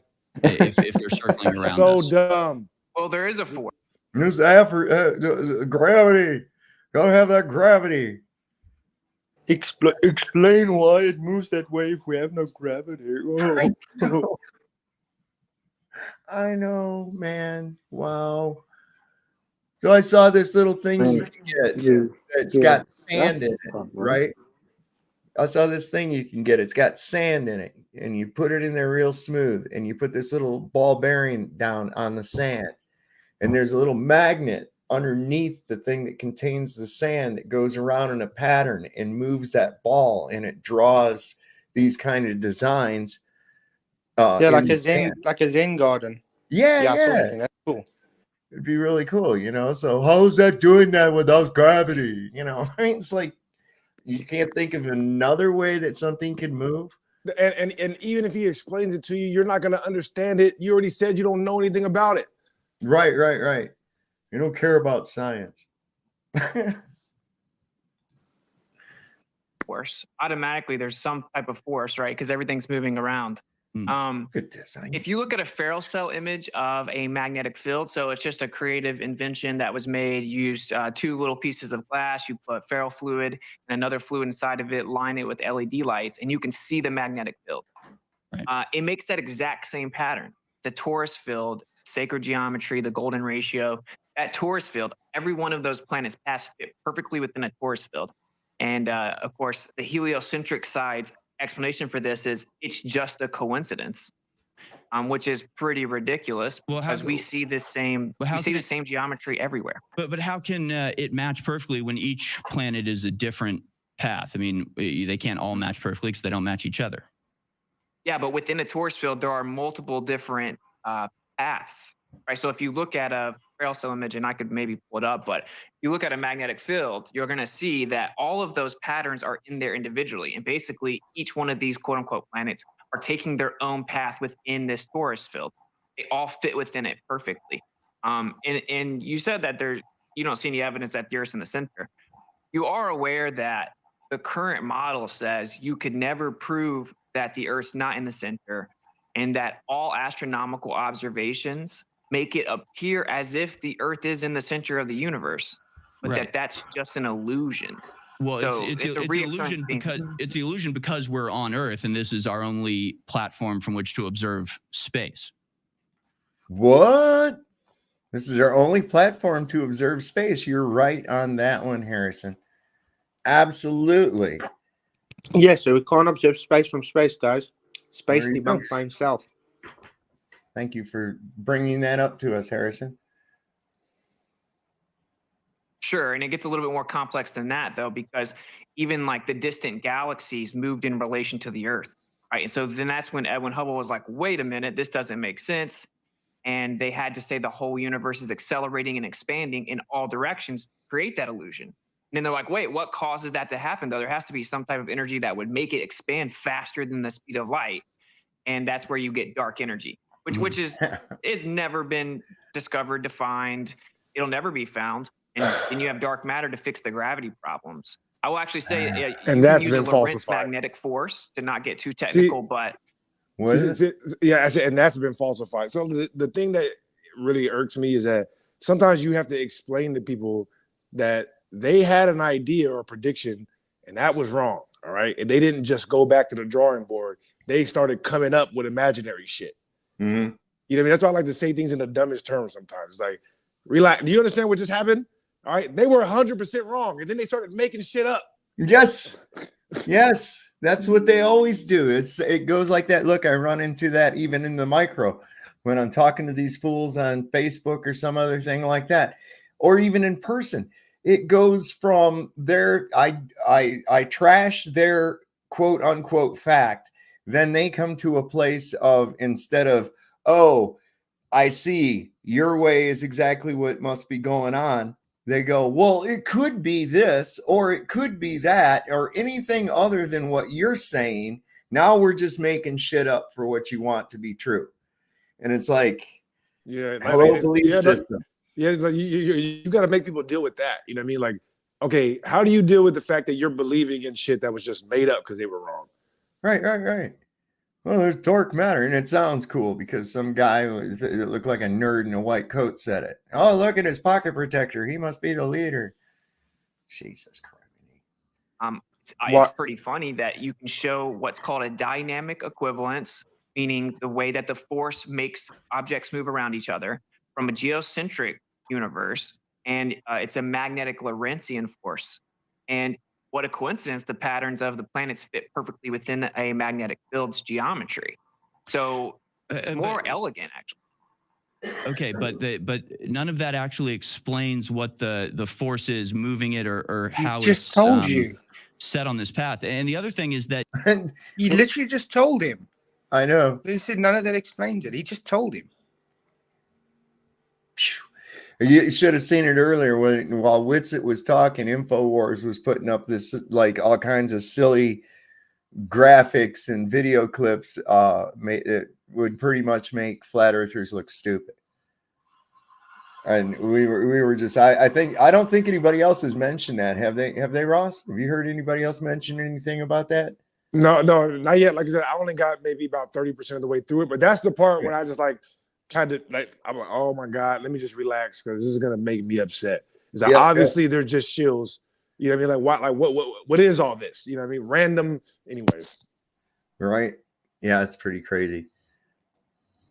That you would also get paths that match up to this if you were to take a Mars-centric model and plot the movement of the planets as if Mars was the center. You would get the same patterns. I mean, it's like one of those little toys that has the gear, and you put the pencil in and spin the gear around, and it creates the pattern. It doesn't matter which hole you put it in, it creates a similar pattern.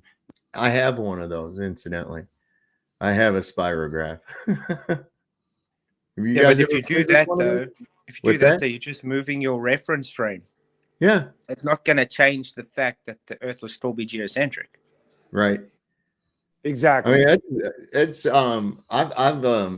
I used to play with a spirograph all the time. I thought it was amazing the different how just a little bit of change, like you move from how that sometimes those holes, they go around in a spiral in the inner gear that you put your pen in, and you get such a different pattern by just which one of those holes you put your pen in.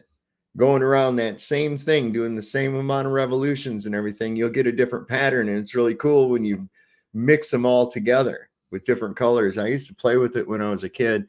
And then here a few years ago, I found a spirograph in a toy store, and I was like, I'm buying that thing. I want my spirograph back. I'd like to see maybe next stream. I'd like to see you react to Two Truths and One Lie by the channel Dropping Science. Well, I got one I'm going to go into next time here within the next couple of shows. Our good friend Aiden, I think Flatzoid's debating him tomorrow, isn't it? Tonight. Well, tonight. Well, it's tonight for you. Yeah. Tonight for you. Hey, Flatzoid, what do you say? What do you say to my question that I asked you in chat? Can I come back next year? April 8th? Nice. Put him on the spot. Nice. I like that. Who's speaking to you? You. What do you already ask? Can I come back to your panel next year on April 8th? Maybe April 1st. How's that? Okay, sure. Right, April 7th. How about that? Well, April 8th is the last time I ever If you denounce your globe, yeah, it can become on the panel again. Yep, that would work. That would work. Oh, you're a globe guy. You're a globe guy, Luca. Why is your name Flat Earth Luca? Because they changed it.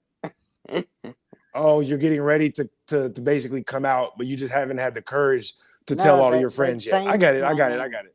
No, they changed my name. Oh, they changed. Oh, okay. Yeah, and I'm too lazy to change. Why would you blame that on somebody else? We already know, Luke. We already know, Luca, you're a flat earther, and you're just afraid to admit it. You're gonna have your come to Jesus moment, and I'm serious, man. You're gonna realize the error of your ways, how your wicked lies have deteriorated your soul. Who knows what'll happen in a year? Maybe. Yeah, see, you'll realize how your soul has been deteriorated and by the heliocentric system, right? The heliocentric model and the soul lure system. You understand what they're doing to you, Luca? No. What are they doing to me? You need to get rid of those bat wings, brother. You need to get rid of them bat wings, man. So Sovereign, you can get some angel wings. Sovereign, are you secretly Mr. Jones in my chat? I'm like Mr. Jones. Yeah, I'm just making a joke, but Mr. Jones does that all day in my chat. He always just gives the breakdown of the words. It's just hilarious hearing you say the same stuff. Yeah.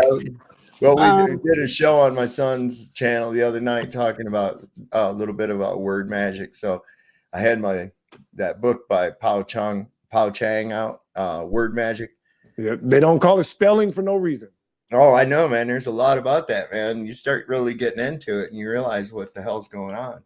I showed a little video about that the other night. I'll see you later, Jess. You leaving us? Yeah, got to get going. I'm getting a little bit tired. I got to prepare. We got a really big interview with Dave XRP Lion tomorrow. He's quite well known, and he shared our interview out to his circle. So tens of thousands of people have already seen it, like our postings and stuff. So it's apparently there are going to be lots of people watching it. But y'all have a great night. Love the work you're doing, and we'll see you next time we see you. All right. Have a good night, bro. Take care, man. Jesse. Yep, nice to meet you, man. Nice to meet y'all, and may the source be with y'all. Right on, man. Have a good night. That's Flatgeorge's thing.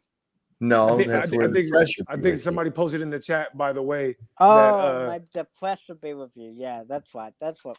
Yeah. My bad. Yeah, I think somebody posted in the chat, by the way, that Austin is doing a review of this at 9. Just to, 9 o'clock your time, or? Oh, well, yeah, my time. My bad. Sorry, I'm in California. But yeah, somebody posted that in the chat. I saw it. That's a half hour from now. Yeah. So just, anyways, carry on. So what are they trying to control here? What do you mean? What they are they want trying to control us, but why? I don't know. Go see if you can Free find energy, it. See if you can think. See if you can think about it. War game that in your head one time and think of yourself like, okay, I'm in charge of everything. Why would I want to hide things from people? Okay, and see what you think of. But anyways, you're asking me to tell you why somebody else does something. Why evil people do evil stuff. You know what I mean? It's like, look, man. It don't matter. It don't matter why they're doing it. It kind of does. No, it's quite irrelevant, actually. It's quite irrelevant. Because without motive, they might. If you find a dead guy with a knife stuck in his back, right? Yeah. And he's clearly been murdered, but you can't figure out who murdered him or what the motive was. Does that mean that he wasn't murdered? It means that whoever it means that he was murdered and you don't know who did it or why. That's all that means. He's still been murdered. Okay. So regardless of why or who, they're lying. That's it. But they I don't know. Find out. Because they're liars. It doesn't matter. They're not, though. Because they're liars. They're not, though. So then, hold on. You don't believe that the government lies? Is that what you're actually saying right now? They. What? Yeah. They do lie, right? Well, do know. they lie or you not? can ask Luca. Does he know what disclassified documents mean? Right. I'm like, dude. Can you at least admit that they lie? Classified? Documents that have been classified, like no one can see them. That means they were lying about something, so they had to classify it. Then they declassified it or to reveal the lie. Private information. It's got private information. Okay, yeah. Okay. So the government lies; they cover stuff up. They're liars. No. All right. So you work for the government, obviously, right? No. No, you don't. Who do you work for? No one. I just don't. You don't work for anyone. You don't have a job. What do you do? What do you mean you don't work for anyone? Nothing. I don't have a job now. You inherited a lot of money? No. So what? How do you make money then? On the internet? Oh, I get paid by the government. Yeah. Oh wow! How did I know? Carry on. Okay, back to the debate. So let me just go back to my murder victim. Okay. Because of my. Okay, so the guy's clearly been stabbed in the back. The knife is there. There's other stab wounds along with it. We don't know who stabbed him, and we don't know why they stabbed him. We don't know why he was murdered. We don't know who murdered him. Does that mean that he wasn't murdered? I mean, we know the guy can't stab himself multiple times in the back, right? So does this mean, since we don't know who did it or what the motive was, that the guy wasn't murdered? He was still murdered, but what? There you go. Okay, so regardless of what the motive behind the lie is still there. Yeah, but you know who did it, right? I am 100% positive that Luca works for Alex Jones and just here so that way we don't make it through this video. I say we just get back to the debate because he's just trying to derail the sling. Yeah. What? No, I'm not. Well, that's what he does. Yes, that's 100% you are. Luca, yes, stay 100% you are. Period. Stay on topic. I don't mean to. Stay on topic. Yeah. Oh, I don't mean to. What am I doing? Oh, shut up. You're not slick. I'll leave then. I see what you're doing, buddy. I see what you're doing. My bad. Go ahead, Sarum. I'm just saying, like, come on. I see through that, bro. You're just trying to derail the conversation with pointless banter. Exactly. That will look on the face of it similar to like the torus field or the magnetic field, but that would be true if you plotted the motion of the Earth relative to Venus or Mars or Jupiter or any other planet. Earth is not the only one that plotting the rest of the planets creates this this design. So that again is not evidence that Earth is in the center. It's evidence that Earth is on the circular path that all the other planets are on, because that's what matches perfectly. Well, it's not just about the paths; it's about distant galaxies, right? So you're right. You can match it on any planet or whatever, and you can treat it as if it's in the center. Certainly, with relativity, it says it's. What's that? There was actually false statement because exactly you don't work anything out from Jupiter or Venus or whatever. It's worked out from us, where we are, Earth. We the reference. So he's actually making a false dichotomy there. It'd have to be. You have to get. That's your datum point. You can't listen. It's as simple. If you're a machinist, right, and you have to put a series of different holes in a piece of steel, they don't measure a distance from the edge of the plate to the center of the first hole, and then from the center of that hole to the next hole, and then from the center of that hole to the next hole. Everything comes off that same datum point of the edge of the plate. It's this far to this center. It's this far to this center. It's this far to this center. And otherwise, you're going to end up with something that don't work. That's all. It's just not going to work. And I've seen people actually try to pass off blueprints. I've had to check blueprints and go, no, take this back. What are you doing? What are you doing? I used to love it, man. I'd give new detailers little riddles, Tell me a 3-dimensional object that only has one dimension. What? Really easy, man. A sphere. Right? So, yeah, I mean, I used to play with these guys. 3-dimensional object with only 2 dimensions. A cylinder. It's only got diameter and length. That's it. So that's pretty funny. It's all equally valid. You can choose anything as the center. But this is a little different than that. They looked out into deep space, quote unquote, and saw the galaxies moved in relation to the Earth. They should not have been. In this model, the Earth is tucked away in an insignificant corner of the universe. It is a random, non-unique position. Everything should be moving every which direction in relation to, say, the singularity of the Big Bang or whatever people believe in, not the Earth. But they discovered it was. So it's not as simple as just I can put the coordinate system anywhere. It's that the universe has to be accelerating and expanding away from every other point. There is no center, and everything just makes the Earth look like it's in the center. Although you could map it out both ways, but that's not the proof. First of all, it's on its face. All observations show the Earth in the center. So to say it's not in the center, you're going to have to prove that. Then we went and looked further, and even the distant galaxies show that.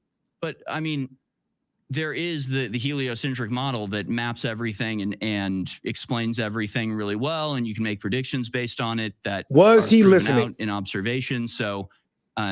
No, he was looking. He had a thing in his headphones going, "Start pushing some more boner pills, damn it!" It's like he dealt with that. He literally answered that already like 2 or 3 times. Yeah. Yeah, it's like he's not even listening to the conversation. He's got his offstage people telling him he's got to sell more brain force and more right. boner pills and shit. Right. That's a fact. Remember that he had that ad. Alex Jones had this ad with his shirt off, and in the one he was just like pale, and in the other one he was just like kind of pasty and fat, and the other one he was just kind of red and fat, and it was like the before and after, and I was like, so now you're just red and fat? What? After eating these pills? That's cool. Look like your blood pressure went up. Nice. Come on, circle of despair. To say that everything centers around the Earth, obviously the heliocentric model is not centered on the Earth, and that's on a very small scale. You could say the whole solar system revolves around, or the whole universe revolves around the Earth, but at least in our solar system, it makes a lot more sense that things circle around the sun. I mean, the math, it makes a lot more sense in that regard. If you assume that the sun is 93 million miles away and this huge ball of gas in a vacuum, if you assume the size of it and then you assume gravity, which is that, the bigger the mass, the more gravitational pull, which isn't even considered a pull or force anymore because that doesn't work. But that's actually not true either. The heliocentric model doesn't work. I mean, this is why we have dark matter. Though. It doesn't work because this is why we have dark matter. There are certain aspects of it that we haven't figured out yet, but the stuff we have figured out works extremely well, right? No. That's your refutation of him refuting it working out correctly. He says it really doesn't work. And he's like, yes, it does. Like, just because we don't know everything, but it really does show how everything works, right? Well, no, the answer is no. But I mean, categorically no. But I mean, like, if they push dark matter and stuff, that's called God of the Gaps argument. It's because they don't have an answer for their assertion. According to science, it should be thrown out. They don't throw it out. Therefore, they go and do God of the Gaps argument and just try and make up dark matter. Dark matter is supposed to say, look, your hypothesis is invalidated. But they don't see it this way. Right. What in the fuck? The Fallen Slaves of Saul has joined us as well. Good to see you. Mark Pugner has come in. Pugner. I don't know. Did I say it right? Just a shout out to some other people that have come in here. Dr. Bass Ackwards. Jeff Hunt showed up here tonight too. Good to see you all. Let's see anybody else. Thomas, Baby G. I think you've been in here a little bit. Flatoid. Oh yeah, that's right. You're here too, right? Oh my goodness. But yeah, this is this is their tactic. This is why I come up with that idea to stop them from interrupting you. Right. And muted mics, because I've watched it. It's strategic. It's freaking strategic, man, because they wait till you're just about to lay down your point. Then they go, well, blah, blah, blah, blah, blah, and some little anecdotal shit part of what you were saying. That's not and take you off the crux of what you were saying to get you off on some little tangent. I've seen them. They do this shit strategically, man. 1933, a guy named Fritz Zwicky went and looked at galaxies, and he saw that this coma cluster, so a cluster of galaxies, it was off by 99% the amount of mass it was supposed to have for gravity to be true. And so they just said, oh, well, just plug in a number for missing mass. Now they call that missing mass dark matter, and it's still there, and it makes up 83% of the entire universe. This model isn't even close to working. Gravity is off by 83%. How? So, like, in reality, my bank account, I have like $40 million in my bank account, even though my balance only shows about $700, you know? The rest of it's dark money. It's dark money. I have dark money in my account. Now, if I can get the bank on board with this, man, we're going on a cruise, all of us together. We're going to do it. We're going to what you see, that is more realistic because money is an actual thing. Gravity is not. Right. Exactly. It really could be dark money. Though it's not. With credit cards, right? You in could reality, have dark money. It's not. It's really just numbers on an account. It's just numbers in a computer, really, basically anymore. As they start phasing out cash, you know, another thing that they started doing is now every time when you pay with cash, I'm seeing this more and more wherever you go. The freaking clerk's got to take one of them pens and check every one of the bills. They check every one of the bills, trying to make it a pain in the ass. And I'm like, wait a second. You realize where the counterfeit bills come from, right? They come from the Federal Reserve, so that you'll have to do that to make it a pain in the ass so that people will go, fuck it, I'll use my card or I'll use the robot checkout, you know, the cashierless one where you just, you know, scan your own shit.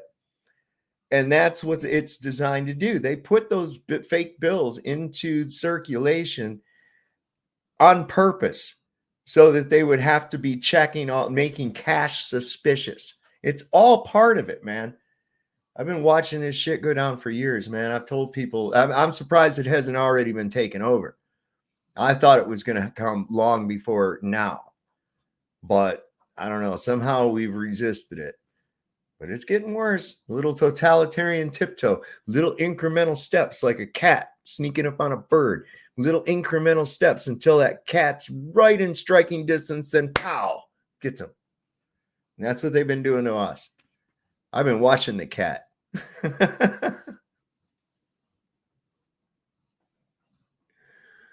How bad does your theory have to be before it's considered wrong? Well, you know, my theory actually, you know, has the possibility of distant galaxies. Where are the distant galaxies in the firmament? I mean, how can you even make this argument if space doesn't exist? Why do they have to be dumb. Outer space as defined, right, doesn't exist.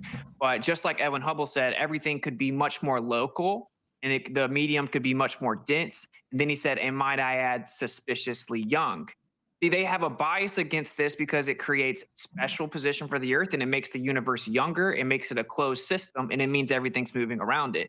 And they will tell you in all their literature that it's just a philosophical bias. They don't want to believe that. And that's not a straw man. That's what they say, right? They straight up straight. You can never disprove the Earth in the center.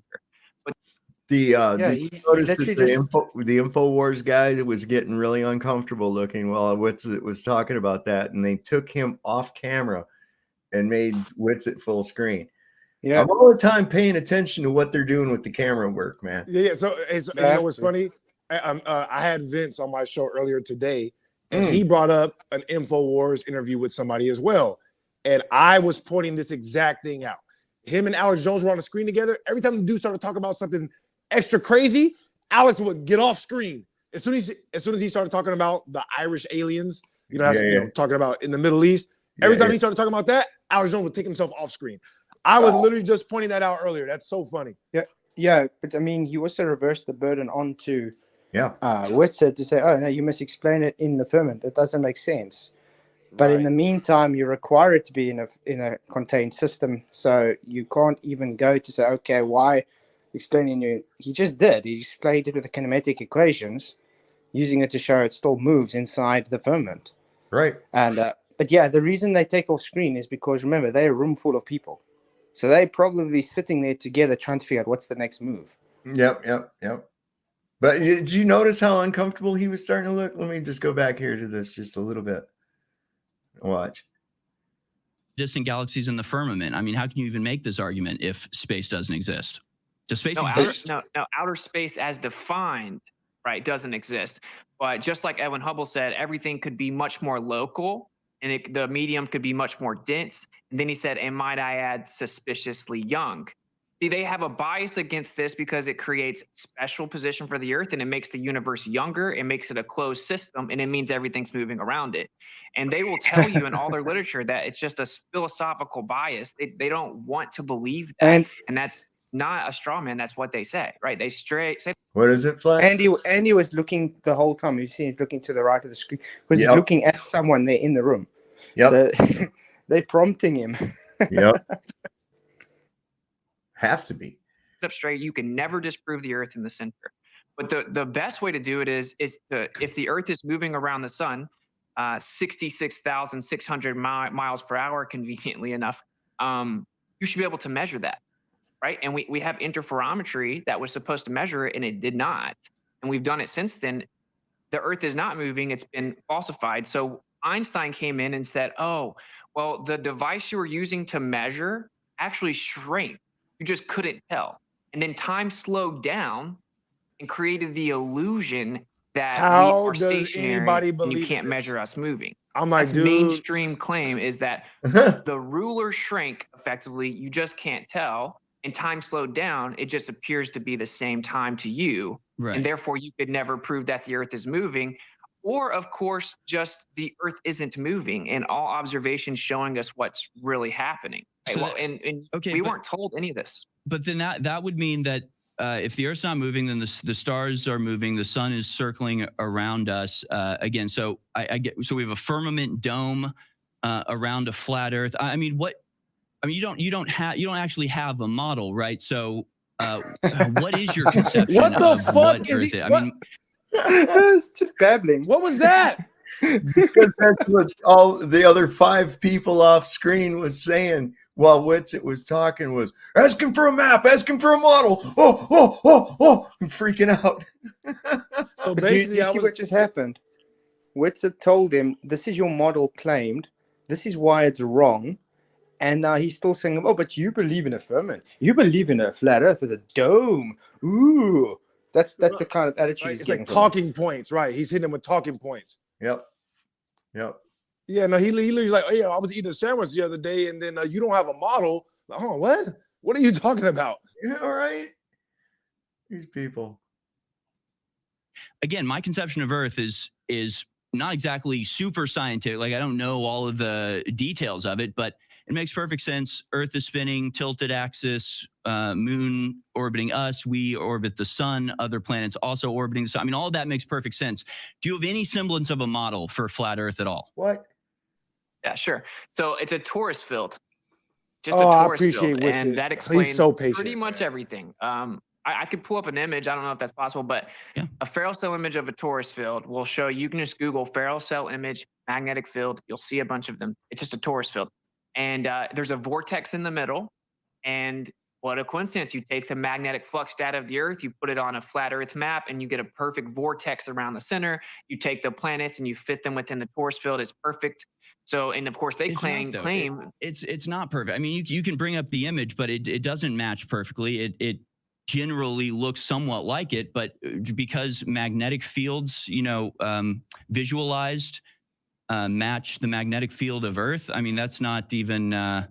So, I mean, is this your model, or? I mean, that Earth is round, so that can't be it, right?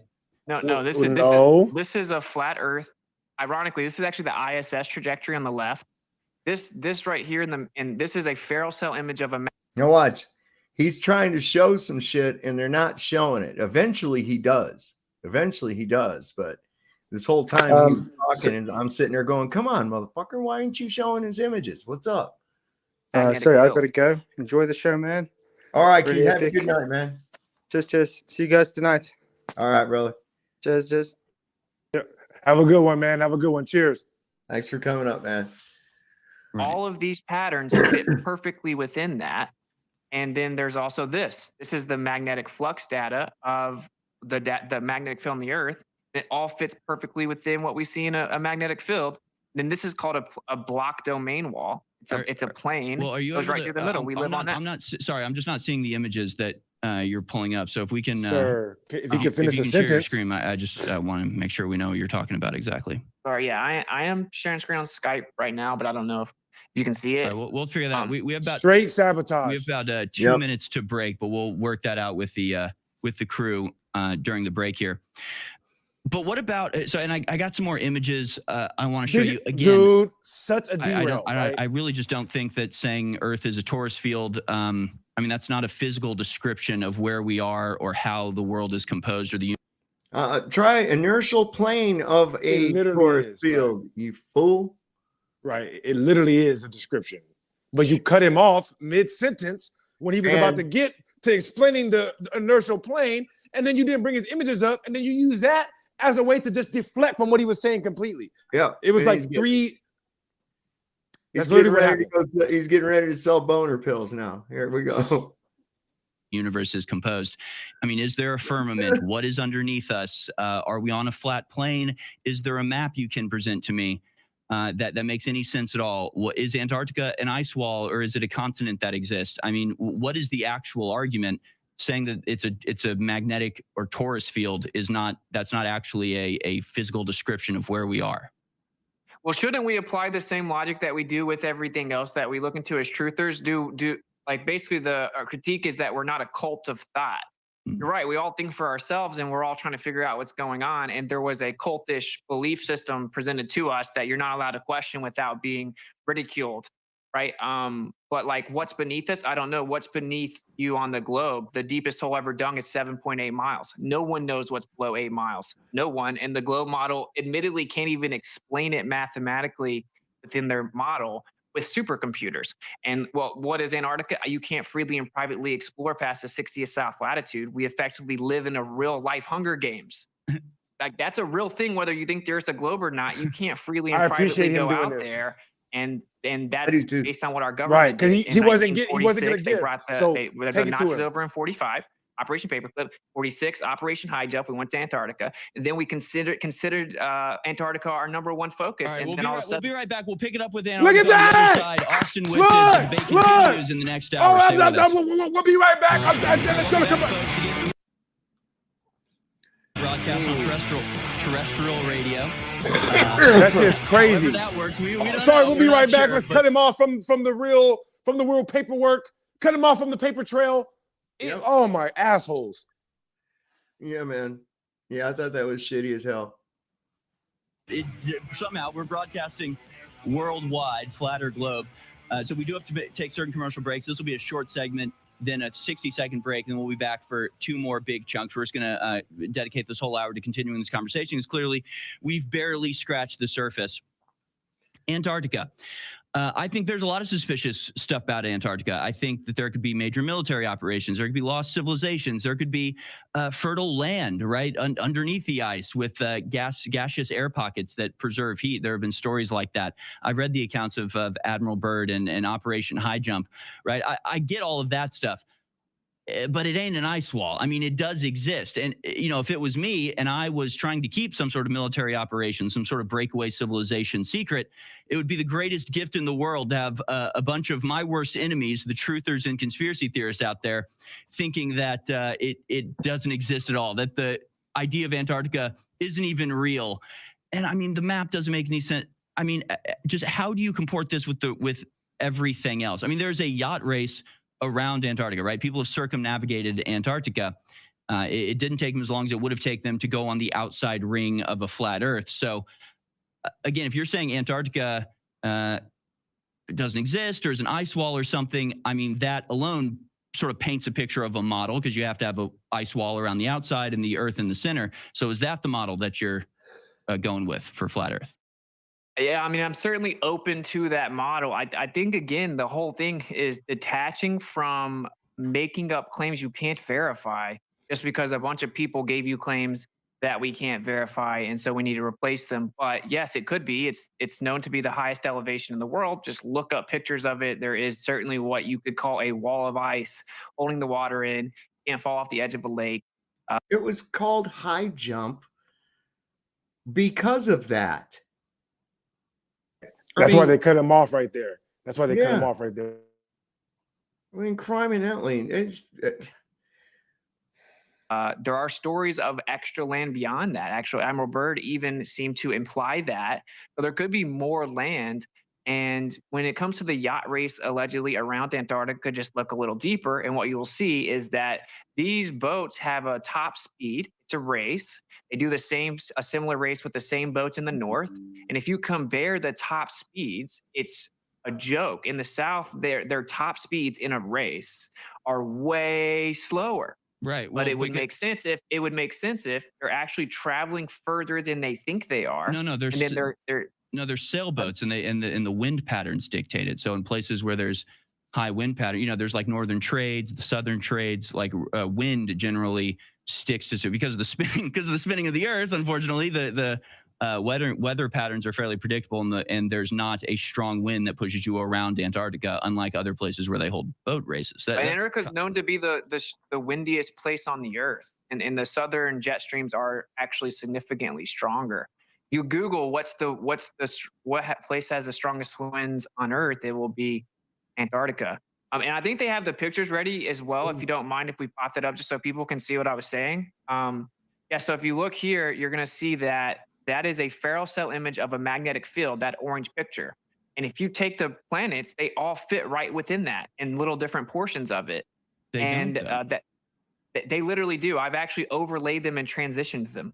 They all fit perfectly within a Ferrel cell image. And then the other image is going to show you the magnetic flux data on the Earth on a plane, which conveniently they actually took this off the main website. They took the azimuthal projection off once people found it, and we had to make our own. It's a perfect torus. It's a vortex, just like in the magnetic field. And then that white line through the middle of that bottom right picture there is called a block domain wall. It's a plane, meaning we do live in a torus field. Even in the globe model, they have to admit this, right? And there's always a plane through the center of it. And that's where you reside, is on the plane. We can't go beneath that, right? And neither can anyone that believes in the globe. So just to clarify that, not to necessarily bring it back, but brilliantly done. It perfectly explains where we are. It explains containment. It explains the motions, Lorentz magnetic force, and it's all way, way more viable than the other model. And you see what they're doing. Not really. We'll and be you back see in what about they're 60 doing. seconds. We'll continue this conversation. Going right back to the boner pills. You see what they're doing, right? Oh, we need to cut it off right now because he's getting to. Yep. As soon as he starts cooking. So check this out. Did anybody catch the oh shit, whose video was it today? Robot Polisher. Okay, Robot Polisher did this video, and it was on the Flat Earth app videos yesterday, I think. Yeah, one day ago. The 23rd. And it's called The Truman Show by Robot Polisher. Yeah. I didn't catch it. Yeah, I didn't catch it. It's a 5.5 minute video. I'm going to put the link down in the chat for anybody that wants to watch it. It's a 5.5 minute video. It's really good and breaks down some shit that I didn't notice even in the movie. It really good breakdown, and it's pretty good. So let me grab that and put it down here in the chat, and I'll also put it up there in the private chat, Ross, so you can check it out. I appreciate that, man. I appreciate it. There you go. Yeah. Shout out Pepsi. Really good, man.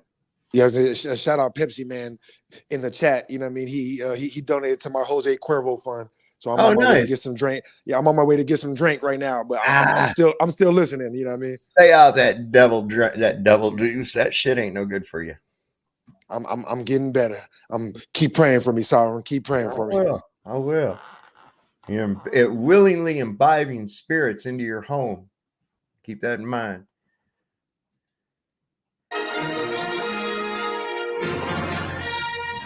Oh, come on. I don't know what the crew's up to.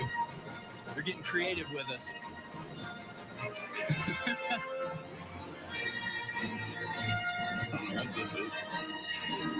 In the world of unfettered discourse, a stirring debate is on the horizon.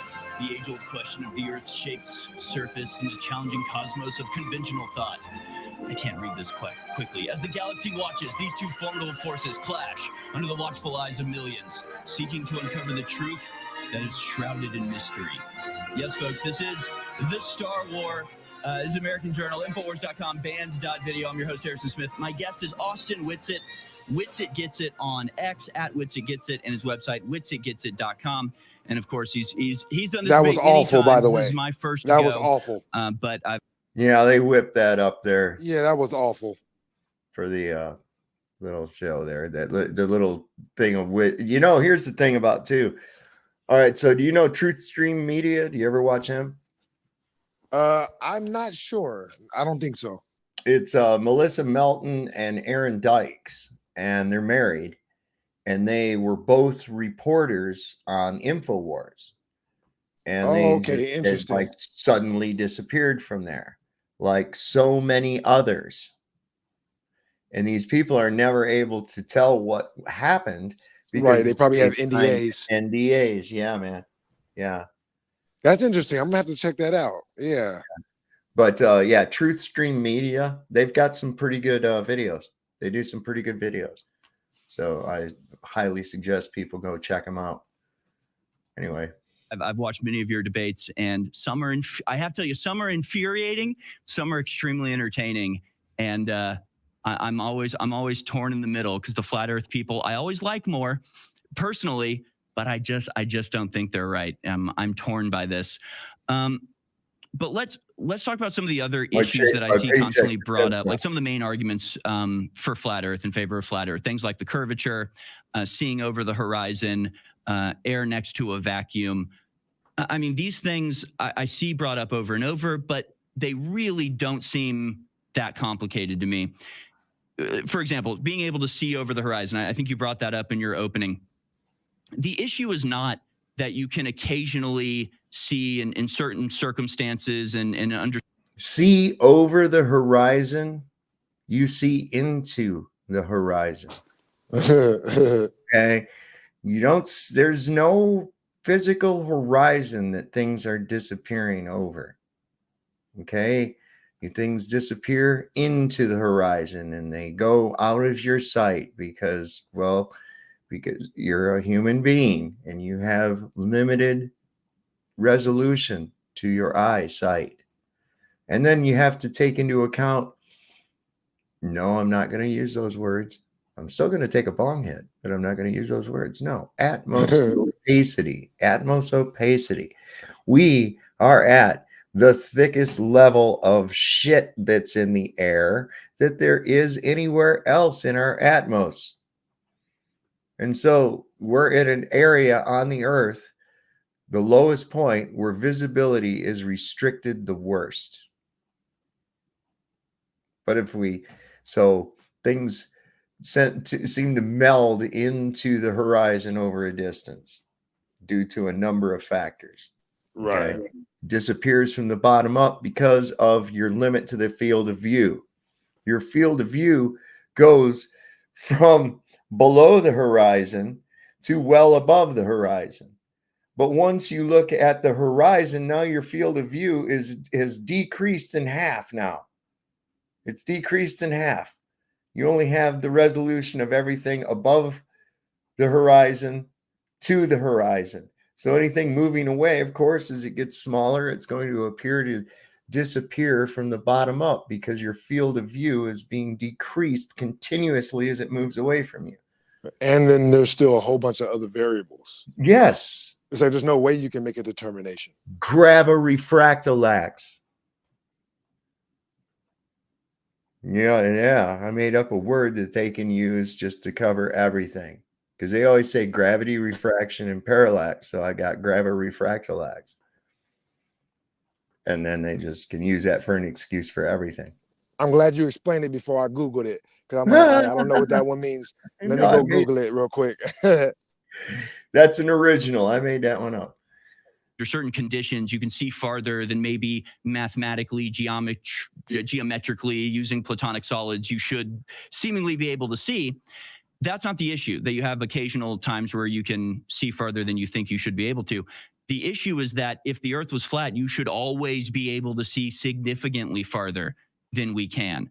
I mean, how is it that on a flat Earth model, you can't see things thousands of miles away, hundreds of miles away, or even just tens of miles away on a normal day? I mean, what would explain that other than the curvature of the Earth? Yeah, that's a good question. So there's something called attenuation. So light is absorbed into a medium, right? That's why you can't see the Hollywood sign from just a few miles away, right? I don't encourage anyone going and trying that. Just take my word for it. Stay out of there. But anyway, good my point is that you can't see forever, right? The opacity of the Atmos. There's actually a very famous observation of the Canigou Mountains from hundreds of miles away, and you can't see them until the sun sets behind the mountains. And then because that light is so much brighter and you have the contrast of the shadow of the mountains, you can see them. And they should be miles below the curvature of the Earth. So even in the globe paradigm, right, it would be, why can't we see the mountains before that? Well, it's because the Atmos between us and the mountains are blocking the light. It's being absorbed, right, until you had a bright enough light to see it. So that's it's pretty simple. We wouldn't see forever on a flat Earth. That's a misconception. Okay, but we would be able to see significantly further than we can. I mean, the average, view distance for the horizon's like 2 or 3 miles, right? But when I fly on a plane, planes typically fly at about 6 to 8 miles off the surface of the planet. I can look down. I'm looking through atmosphere, and I can see the ground perfectly well. So how is it that our view distance isn't at least 6 or 8 miles, since I know from my own personal experience that I can see through the atmosphere for 6 to 8 miles when I'm in a plane? Well, first of all, we see way further than 6 to 8 miles, right? I mean, it's not that sometimes we see too far. It's that almost every day you're going to see too far. The globe model actually says that on average, you see at least 15 to 20% too far. That's the average. But on a plane, you're looking straight down vertically through the Atmos, right? And we have like density layers. So looking out horizontally through it, certainly closer to the surface, is going to be way more compounding, denser medium that's going to block your light.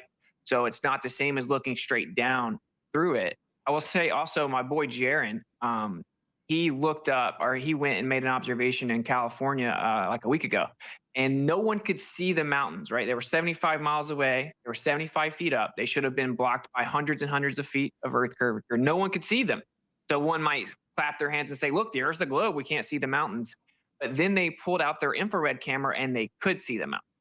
So what that proves, even if you thought the Earth was a globe, is that the atmosphere is actually blocking the mountains. The light from the mountains, you can't see them until you put out infrared, which cuts through a lot of the haze. It only has a small spectrum of light, a longer wavelength of light, and you're able to see it with less obstruction. So that's pretty simple. Also, this picture they're showing right here is also not proof that the Earth's a globe, because if you look at the same shadow in a plane, you'll actually see that it's out parallel below you, and it's merely a perspective thing.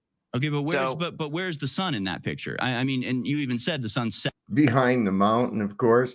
Jonathan, that makes my soul feel good. I'm glad. Keep it up, man. Keep it up.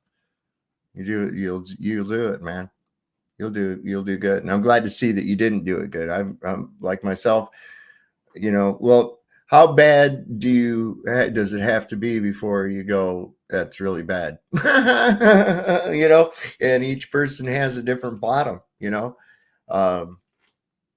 so it all depends on how far you're willing to go, I guess, and thankfully you haven't gone very far. I got quite a ways. I'm glad I'm done. Thanks. And I'm glad that I inspired you. There's a few other people that got inspired like that too. So cool, man. Keep it up. And it's going to give me a circle to despair as a segue. Sets below the mountains in the last example that you used, but that doesn't make sense. I mean, the sun doesn't set on a flat Earth model; it just moves away from you, right? Well, it moves away from you and then looks like it's going down. Just like if you see a plane flying towards you, it looks like it's going up. Then as it flies away, it looks like it's going down. Or if you look down a long street, you'll see street lights look like they're going down. They're all the same height though, right? It's just perspective. The same reason that a hallway converges, the sun does the same thing. And actually, we have many observations of the sun disappearing above the horizon. So the sunset happens above the horizon. So that actually perfectly matches plain Earth, the sun is just small, local, moving away from us. Looks like it's going down and then disappears into the distance. But on a globe, it should always be going behind the physical curved horizon. We see the sun disappear above the horizon. We see the sun disappear above the horizon. Yeah, yep. Not in the sunsets I've seen. I see it disappear below the horizon. It is more rare. But I mean, look, if the table, if you know, this tabletop is the Earth, I mean, it doesn't matter how far away the sun gets. If I'm on the tabletop and the sun is above it, I should be able to see it, unless the sun is a like a stage lamp, right? Like a spotlight, a shielded spotlight where I'm blocking perpendicular view. I mean, if the sun is a ball or even if it's just a disc, I should be able to see it no matter how far away it gets. I'll still be able to see it. There's no illusion where the sun drop. I mean, it's pretty clear the sun drops behind the Earth and then disappears for like 12 hours, then comes up on the other side. I mean, again, this is just observation, but it perfectly comports with the round Earth model. I do not see an explanation for this in the flat Earth model. Well, so for one, it actually doesn't, right? They say that when the sun sets, it actually was below the curve of the Earth for multiple minutes. Right. Every day. Right. Because light bends. Yeah.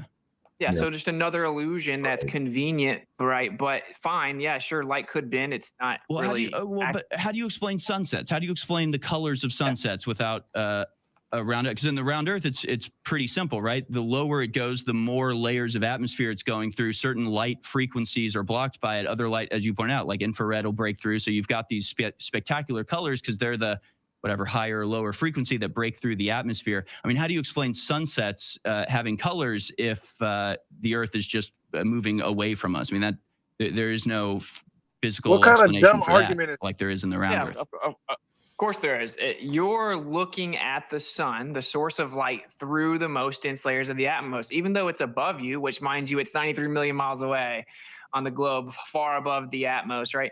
You're looking at an angle that goes through the atmosphere. So you're seeing it through all of those layers of air. It's just like how if the street lights were going down the street, I could put my thumb up and block them. I could see a shadow relative to that. It would look like the streetlights are below my thumb. I could put a 2-foot trash can on the ground and see the streetlights that are 10 feet tall look like they're below the trash can, just based on perspective. You would be looking through the horizontal atmosphere, since perspective is having you look down at where the sun is. So you're going to see that light through that. The sun often gets bigger as it passes, as it goes to set. I mean, it doesn't get smaller. It's not a diminution to nothingness, right? The idea that if it's just moving away, it should just get smaller and smaller and smaller. When it goes to the atmosphere, often the atmospheric lensing makes it appear as though, if anything, it grows bigger, but usually it looks like it stays the same. And again, like atmospheric lensing or refraction explains pretty much all of this, like the idea that you can see farther than you think technically you should be able to. That's because, the Earth's atmosphere bends the light. I mean, light bends. It does not lift a freaking city skyline up 600 feet so that it looks like it's straight in front of you. That's retarded. Like Stop. you said, it's like we're in 2008. Yeah. It's like, the past called. They want these Witsit's like he's crushing this with half his brain tied behind his back. Really, you don't even have to try with this guy. And he's being respectful. That's one of the things that is missed on a lot of people. They want him to be rude and aggressive, right? Yeah. Everybody is not me. All right. I'm rude. I'm aggressive. I don't have respect for people, but he understands that he's representing. And so he wants to come off nice, kind of like Mark Sargent. I appreciate that he does that. Like, he's not trying, to make the guy look dumb on his own show. He wants to be invited back, hopefully. Right. Yeah. And he did a good job on here. It's all right. We got a little while left in this thing, and it's going to be about the appropriate time for a good stream, I think. Everybody knows this. This is why I can talk to you through a camera lens, right? Because the lens itself is bending the light. That's why, so the light bends with the atmosphere, and so it goes farther than you think it should be able to. Well, that's different, though. That's two different media, right? So you have the lens and you have the air. It's two different media. It's called Snell's law, which is two different mediums. but not a singular one. Now, it's not that light can't be displaced within a medium. It's just that that's an unfalsifiable claim. They claim that light can be infinitely bent around the globe. You could see the back of your head if you wanted to, that there's no limit to it, which makes it unfalsifiable. But sure, you can say that, but there are certain observations we've made that falsify the refraction claim. And without refraction, the entire globe falls apart. For example, I had an Air Force pilot reach out to me and has chosen to remain anonymous for pretty obvious reasons. Verified him for sure, Air Force pilot. And he told me that he saw the K2 mountain range from 300 nautical miles away, and he was flying at 28,000 feet altitude, and the elevation of those mountains are at 28,000 feet, and he saw the mountains level with him as he actually, did target acquirement, establishing the landmark with his manual viewing pod. He saw the mountains level with him from 300 miles away. It should be like up to 5 degrees below you on a globe, right? Because even though they're the same height, it's obviously on a globe, but it was level with him. And like at that height, you can't even invoke refraction, admittedly, because it's so high. It's like the much thinner portion of the atmos. And of course, it doesn't even go 5 degrees anyway. So, and that's what woke him up. The flat Earth was his experience in the Air Force, and I've never heard a rebuttal to that. Most people just claim the guy doesn't exist or he must be lying. Well, he certainly exists because I verified it. So if you see what I'm saying, he saw the mountains 300 miles away and they were level with him. Right, at 28,000. But he saw it from an extremely elevated position, and the mountains themselves are elevated. I mean, we're not talking about a guy saying something 300 miles away from ground level. So again, what part of the fucking degrees of view that it should have been at don't you get at 300 miles? If the elevation at the top of that mountain is the same as the elevation of the aircraft, they should not be level with one another from that distance, according to the globe. Makes no sense. Just grasping for straws. They are. I wish it visible. There are certain circumstances, certain conditions of the atmosphere where you can get things like that. I mean, everybody knows. I mean, rainbows are an illusion, mirages are an illusion. Like there are certain things that the atmosphere does to light that is dazzling or baffling to the human eye. But that, again, we would be able to see every mountain from 300 miles away if the Earth was flat. Seeing it, in one circumstance doesn't prove anything. We had a pilot who called in yesterday talking about flying at night and seeing the glow of cities from about, I think you said about 100 miles away, and slowly you see the glow of the city rise up. I mean, hell, even when I was driving into Austin from the Renaissance Fair last weekend, the first thing I saw of Austin was the top of the skyscrapers. I mean, it's just everyday observations. You can see that the globe exists, that there's a curvature, and that things disappear over the edge of it. I think that's kind of the big part here, is that there's just typically a misunderstanding of the flat Earth position or what it actually has adequate explanations for. Like seeing things disappear bottom up would be what happens on a plane Earth. You have the ground ramp up. But just to clarify what is wrong with the observation in the plane, it's not that they're so far away you shouldn't see them, because you're right. He's super high in the air, right? So you're looking up from higher on the globe, and you can see further the higher you are, whether the Earth is flat or whether it's a globe. The problem is that they were level with him.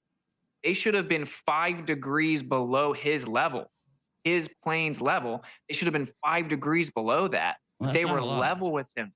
That's a ton when you're talking about a military fighter jet establishing target acquirement or looking at the landmark. 5 degrees is a ton in the Air Force.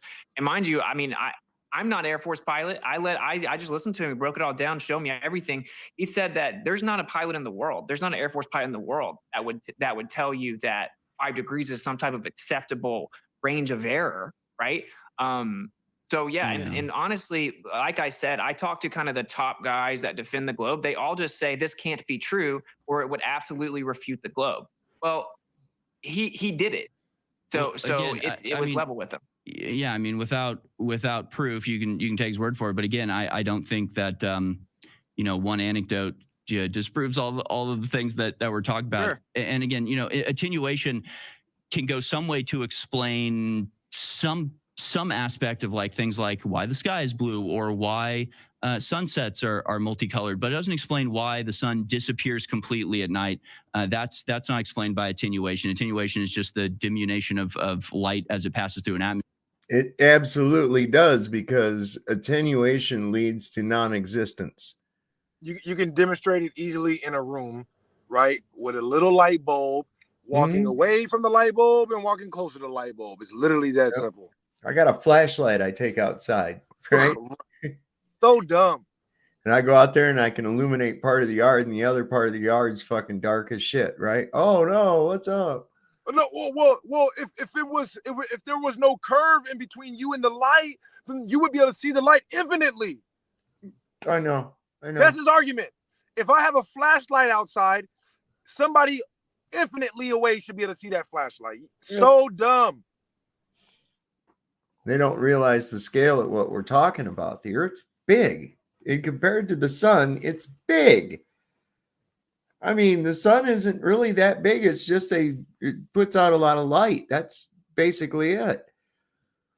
I mean, what do they estimate that thing is, like, what, 33 miles, something like that? 33 miles in diameter is what I've heard people that tried to have calculated it. Right.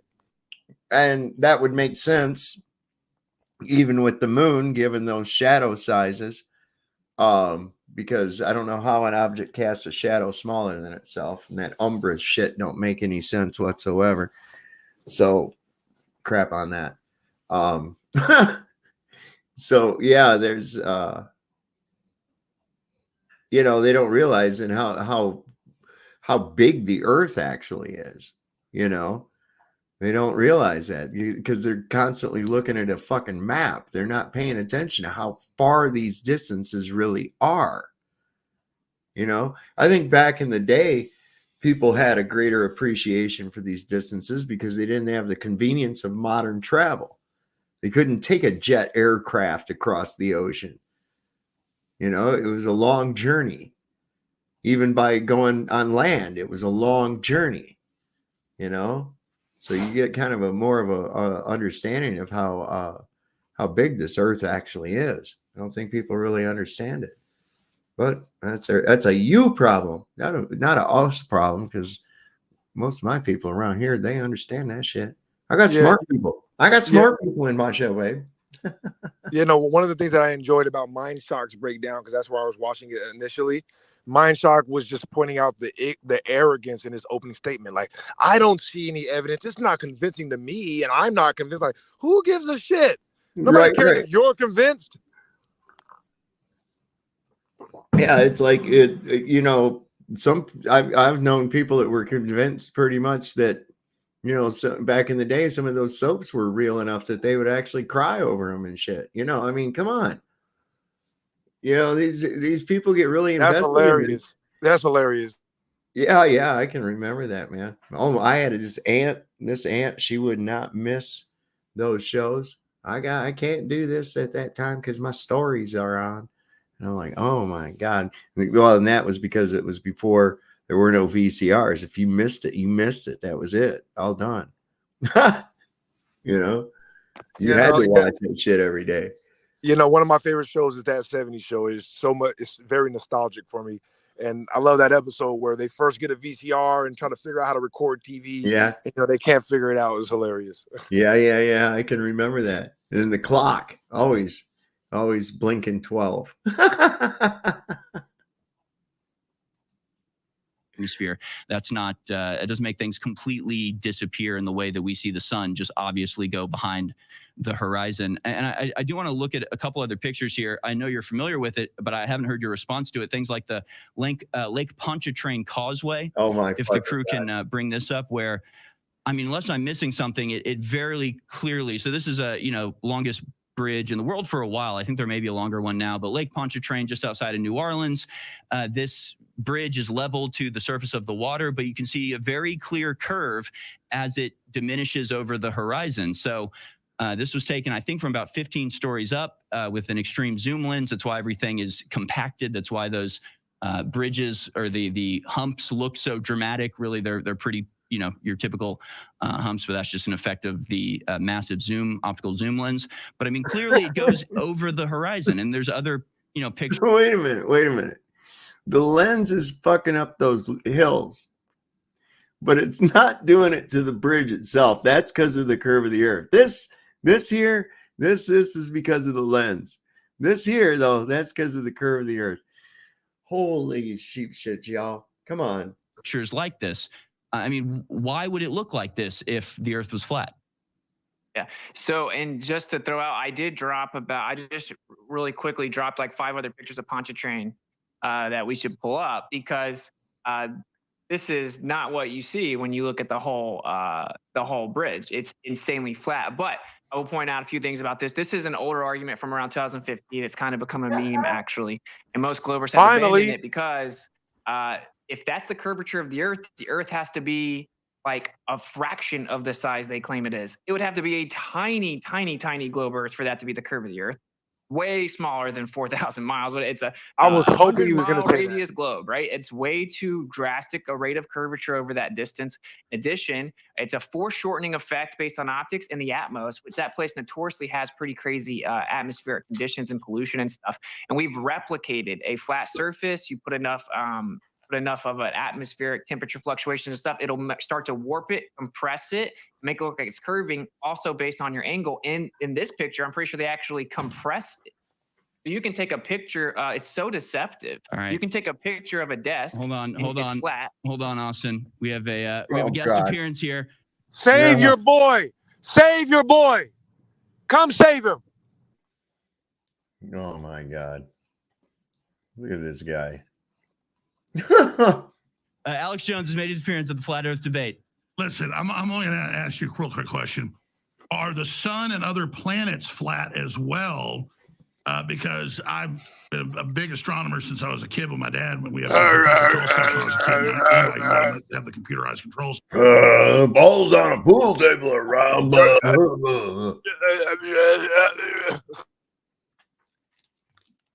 I've been an astronomer since I was a little kid. Also, my dad worked for the CIA. Oh yeah, he's a Sling Blade's love child.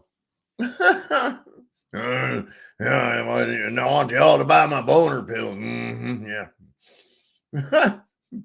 But anyway, yeah, think of it. Are all the other planets flat? Right. Had to come in and save his boy because he's like, wow, this is not going well. There's another one. Boy, what is this, Throwback Tuesday? And they're like having, let's pretend it's 2015 again. Oh, if all the other planets are flat too. Oh. Obviously, overnight drinking a 12-pack of beer in college with a 35mm camera hooked to a 12-inch refractor telescope, and taken photos of Saturn and Jupiter and watched it as it's turning, watched the globes turning. I put green lenses on, the telescope and could watch the sun and over, an hour, see it turn and see, see coronal mass ejections moving in the time lapse. Boom, it's round, done. Debate over, Austin. I'm sorry to tell you, you have now lost the debate, and the Earth is round. What's your response to what Alex just brought up there? Yeah, the sun could be round, and it doesn't mean that the Earth is, right? So it's and also, by the way, the Earth can be round and flat. Of course, it could be a plane shape, could be a plane circle, but yeah, I mean, I agree that they look like they could be spheres. They certainly look like discs in the sky. They have cycles, but they all move around the Earth. The Earth's in the center, right? It is illogical to look at the ceiling and be like, well, that's what the Earth is. Wheel in the sky keeps on turning. Yes, sir. I don't know where I'll be tomorrow. Oh, right, but so that's again, you can plot the paths of the planet from the Earth, and you can predict them and everything, but it makes so much more sense when you take the sun as the center. Everything's in a perfect little circle. Everything's concentric. It makes a hell of a lot more sense than trying to. It's not. See, this is the problem. They're still in that third grade putting styrofoam balls together on a fucking coat hanger and shit. And it goes around in an orderly. No, man. they're not in perfect concentric circles. This is why they're on elliptical orbits, man, which makes shit even worse. So, man, research. And why they changed the shape of the Earth. It's not even a sphere anymore. It's an ellipsoid or a pear or whatever. Oblate spheroid. Right. Kind of pear shaped, sort of chubby around the bottom. Yeah. Oh my God. Yeah. They just make shit up. The plot things from a geocentric, which, I mean, how do you explain the way that the planets move in and then away from us and then towards us and away from us? I mean, you can say torus field, but frankly, it's just not a good enough explanation. What? The magnetic force, right? So there's a book by a PhD professor that is called Relational Mechanics. He breaks all this down. The specific force, Lorentz magnetic force, shows the dynamic equivalence of the planetary motion from a stationary position. Relational Mechanics, Andreas Cease. And there are many other papers like that exist. So the ironic part is it actually works better. This is what I like. It works way better. You don't need dark matter. You don't need dark energy. You don't need expansion. You don't need all these made up pseudoscience fairy tales. Gravity's been disproven. Everyone knows relativity doesn't even work. We don't have something better. Wait, what do you mean? What do you mean gravity's been disproven? Thank you so much, Theory of Witsit. relativity. The theory of relativity has been disproven, just like Newtonian gravity was disproven before that. Right. So these are refinements of theories to explain natural phenomenon, but gravity exists, right? And it's different than electrostatic attraction. It's different than magnetic attraction. It's something else, that's a talking point. That has to be a talking point. No, I wouldn't say well, okay. Gravity has to exist. I will acknowledge gravity in the context of weight. Right. Or gravitas. See, but think about how dumb he's been up until now.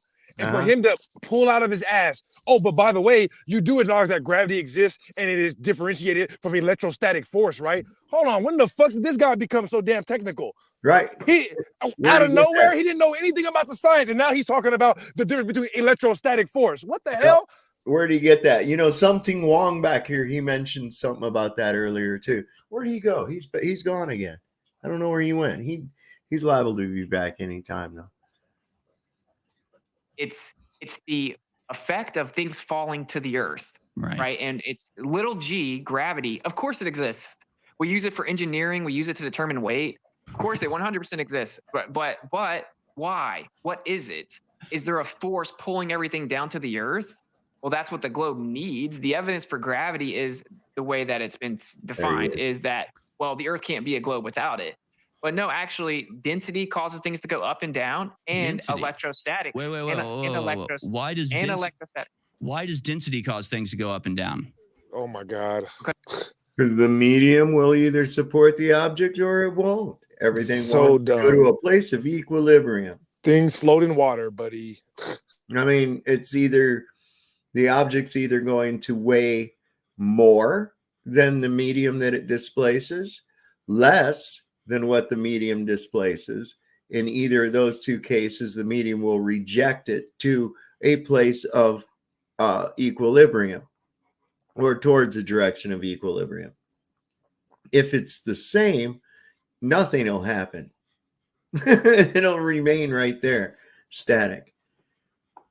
So it's not a real difficult concept to understand at all. Weight, or if you want to call it gravitas, what is weight? Weight is the relative density of an object within a given medium. Exactly. Right. You have to take into account the medium. We're in a medium. We're in water. Yep. We're always in and that's the one fundamental thing. That's the one big fundamental thing. Of buoyancy. So the relative density of the object with the medium, the pressure mediation causes it to go up or down like a ping pong ball floats in water, golf ball. Because of gravity, because buoyancy is an effect of gravity, because without gravity, there'd be no reason for it to go up or down. It would. Wait. We gotta. Okay. So the principle of density, right? Long predates the idea of gravity, but eventually we did throw little g in there. Like I'm saying, little g isn't a problem for flat Earth at all. It's just the downward acceleration.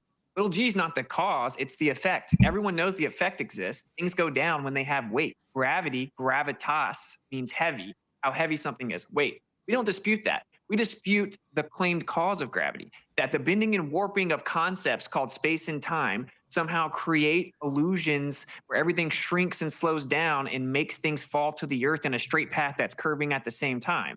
That's just all pseudoscience. I actually did I want to plug the level documentary. I did a test there where we did actual science, and I used a Van de Graaff generator, which manipulates electrostatics, and I made the object change weight, fall at a different rate, go up and down just by manipulating the electric field. And that's what we have on the Earth. We have an electric field that has a 100 volt per meter increase, and when I flipped it with my Van de Graaff generator, it made the object float. So I proved that that's a cause of things falling down and why they fall down, and that every object that exists is electrostatic. So, I mean, there's just so many things wrong with that. Obviously, it's not buoyancy. Buoyancy only exists because of gravity. If you had a tank of water out in space where there's no noticeable gravitational force, then you could put a beach ball in the center of the water. It would stay in the center of water. There would be no up for it to float to. So, buoyancy is an effect of the gravitational pull of the Earth. Gravity is obviously not electrostatic. You can counteract. That's right, because there is no fucking gravity, bro. That's what we've been trying to say. And is it obvious, Mister? I don't know science. I don't know any. I didn't read. What do you know about it, or do you not? I was like the clearest talking point situation for him to set it up by saying, I don't care about any of the scientific arguments, and then say something as intricate as gravity is not electrostatics. This is one of the most intricate parts of the whole subject. Yep. Exactly, Mark. It's like now he's an expert. Now he's a philosophizer. What the hell? Well, we have a brief message from the globe. Oh, look at me. I'm retarded. I'm a globe. There we go. Gravity with forces. Obviously, I can counteract gravity by picking this up. That doesn't mean gravity doesn't exist. You can't affect gravity itself with electrostatic or electromagnetism. You can't block gravity with a lead wall, right? Nothing blocks gravity. Oh, God, he's so technical it's just now. Obviously not electrostatic or fuck? magnetic or any other force that we can manipulate, because we can't manipulate gravity, except, they probably can with the Bell experiment and other, secret technology that they have, that we all know they have. We'll be back on the other side. Oh, my God. How dare he? That's the problem. There they are. They got to go and sell their boner pills.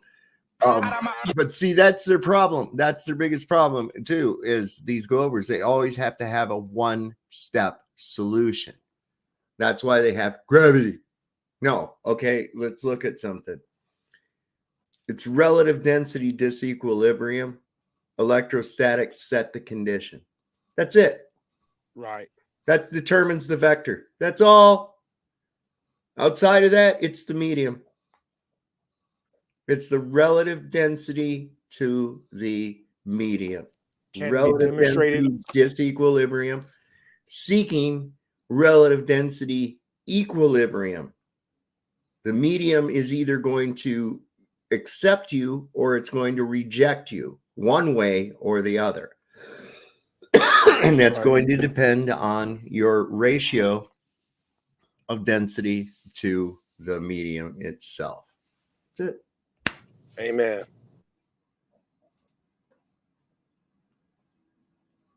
Oh, we're muted. Oops. All right, not a problem. That's irritating. Yeah, no, it's crazy how they I like how they what? I like watching this sometimes because you can get the tricks of the trade, right? On how they tailor their message to propagandize people in the right way. Let me make sure I get the last word and then we go right to things. So the last thing they remember hearing is what I said. Yep, that's it. Yeah, man. Started this whole conundrum. I thought that was appropriate. One of my favorite songs, actually. I love this song. Got about 25 Austin minutes Witsit left. is my guest at Witsit Gets It on X. WitsitGetsIt.com is his website you can go to. We've covered a lot of topics here. There's really only one more that I hear brought up quite a bit that I'd like to get into, and then I want to get into the aspects of the conspiracy that would be necessary to contain this lie if the round earth is in fact a lie. But let's talk about sort of one of the other claims of the Earth's atmosphere existing next to a vacuum. Oh. Again, this seems on first blush, it's like, oh, yeah, wait, why does that happen? How is that the case? We've got an atmosphere here. We've got a vacuum in space. What is it that stops the atmosphere from going into the vacuum of space? But we get that pressure goes down as we travel up in altitude, right? We get that the atmosphere gets thinner as it goes up. I mean, I don't think you dispute that. So, I mean, that makes perfect sense to me. I know, you say that to have air pressure, you have to have a container. But are there containers that are pressurized where there's a gradient? Because there's a gradient in our atmosphere that pretty well explains how the atmosphere sticks to Earth. It's gravity. It doesn't require a container. It requires a force. And in this case, that force is gravity.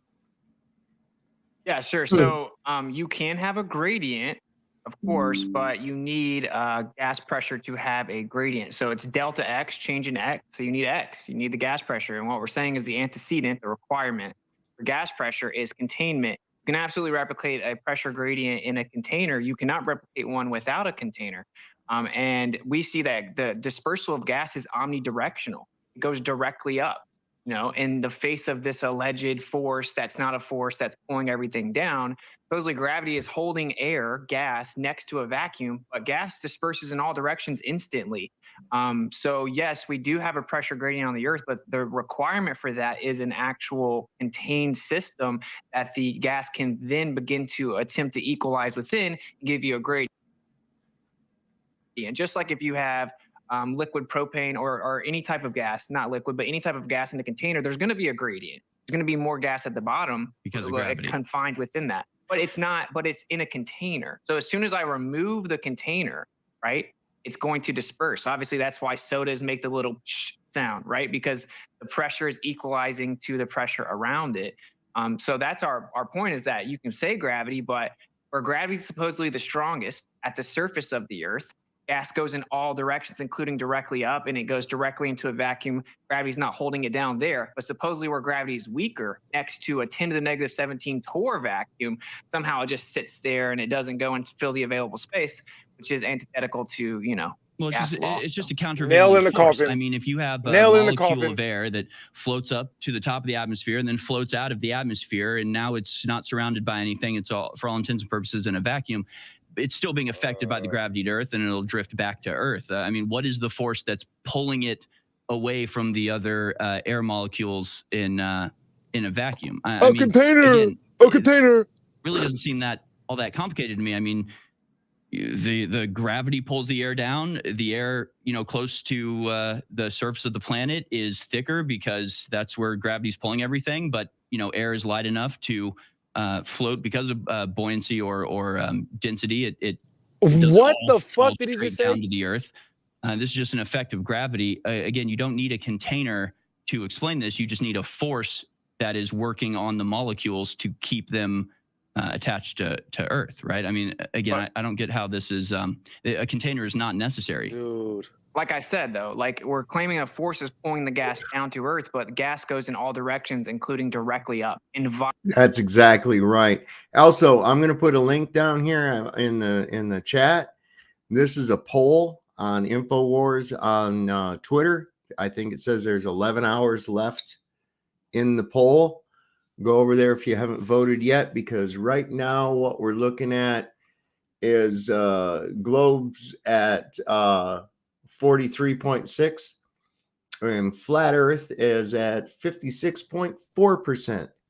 So there's more, and that's out of 43,799 votes. Yeah, and we've got round Earth is 43.6%, flat Earth is at 56.4%, and that's on Infowars' own poll. So and just think about how he tried to invoke density just now. How dare he? I know. I appreciate Witsit for being a nice guy, but I'm like, did this asshole just try to say, well, but because the air and density is like, I just taught you just a few minutes ago. Oh my God.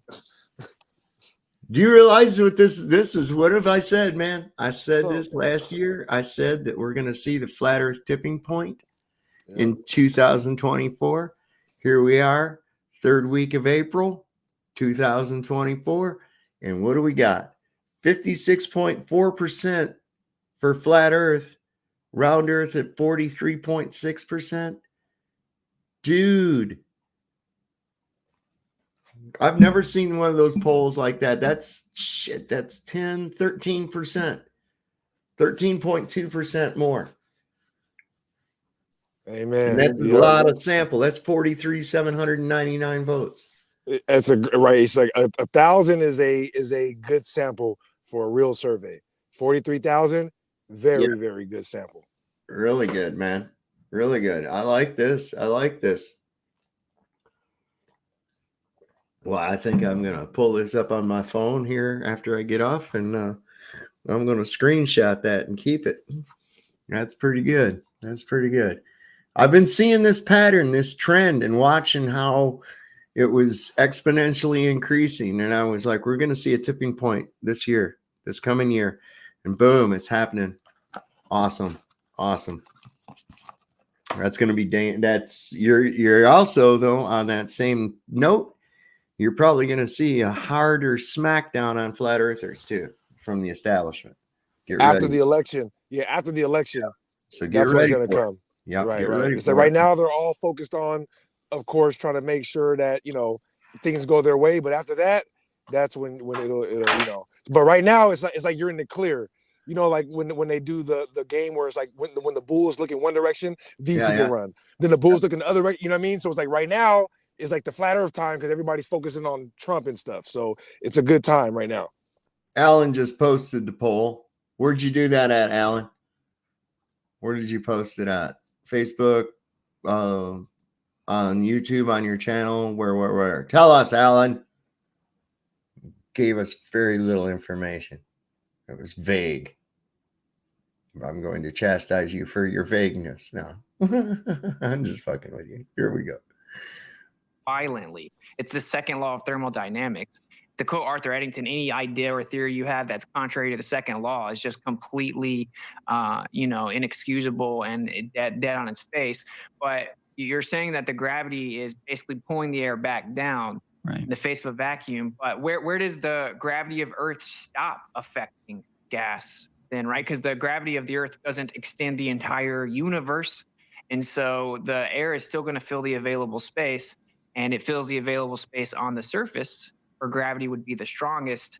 So very simply, it's very easy to replicate what we have on the Earth. With a container, you can create a gradient, certainly with all the gas that's been introduced to the surface level and the gas cycle and the temperature and the density differences, but you cannot replicate it without a container. So that's the argument. And gravity, again, has actually been disproven. And we've proven our understanding of gravity, which is that it's electric. We've actually proven it with experiments. So but that would be like so you can affect gravity with electricity?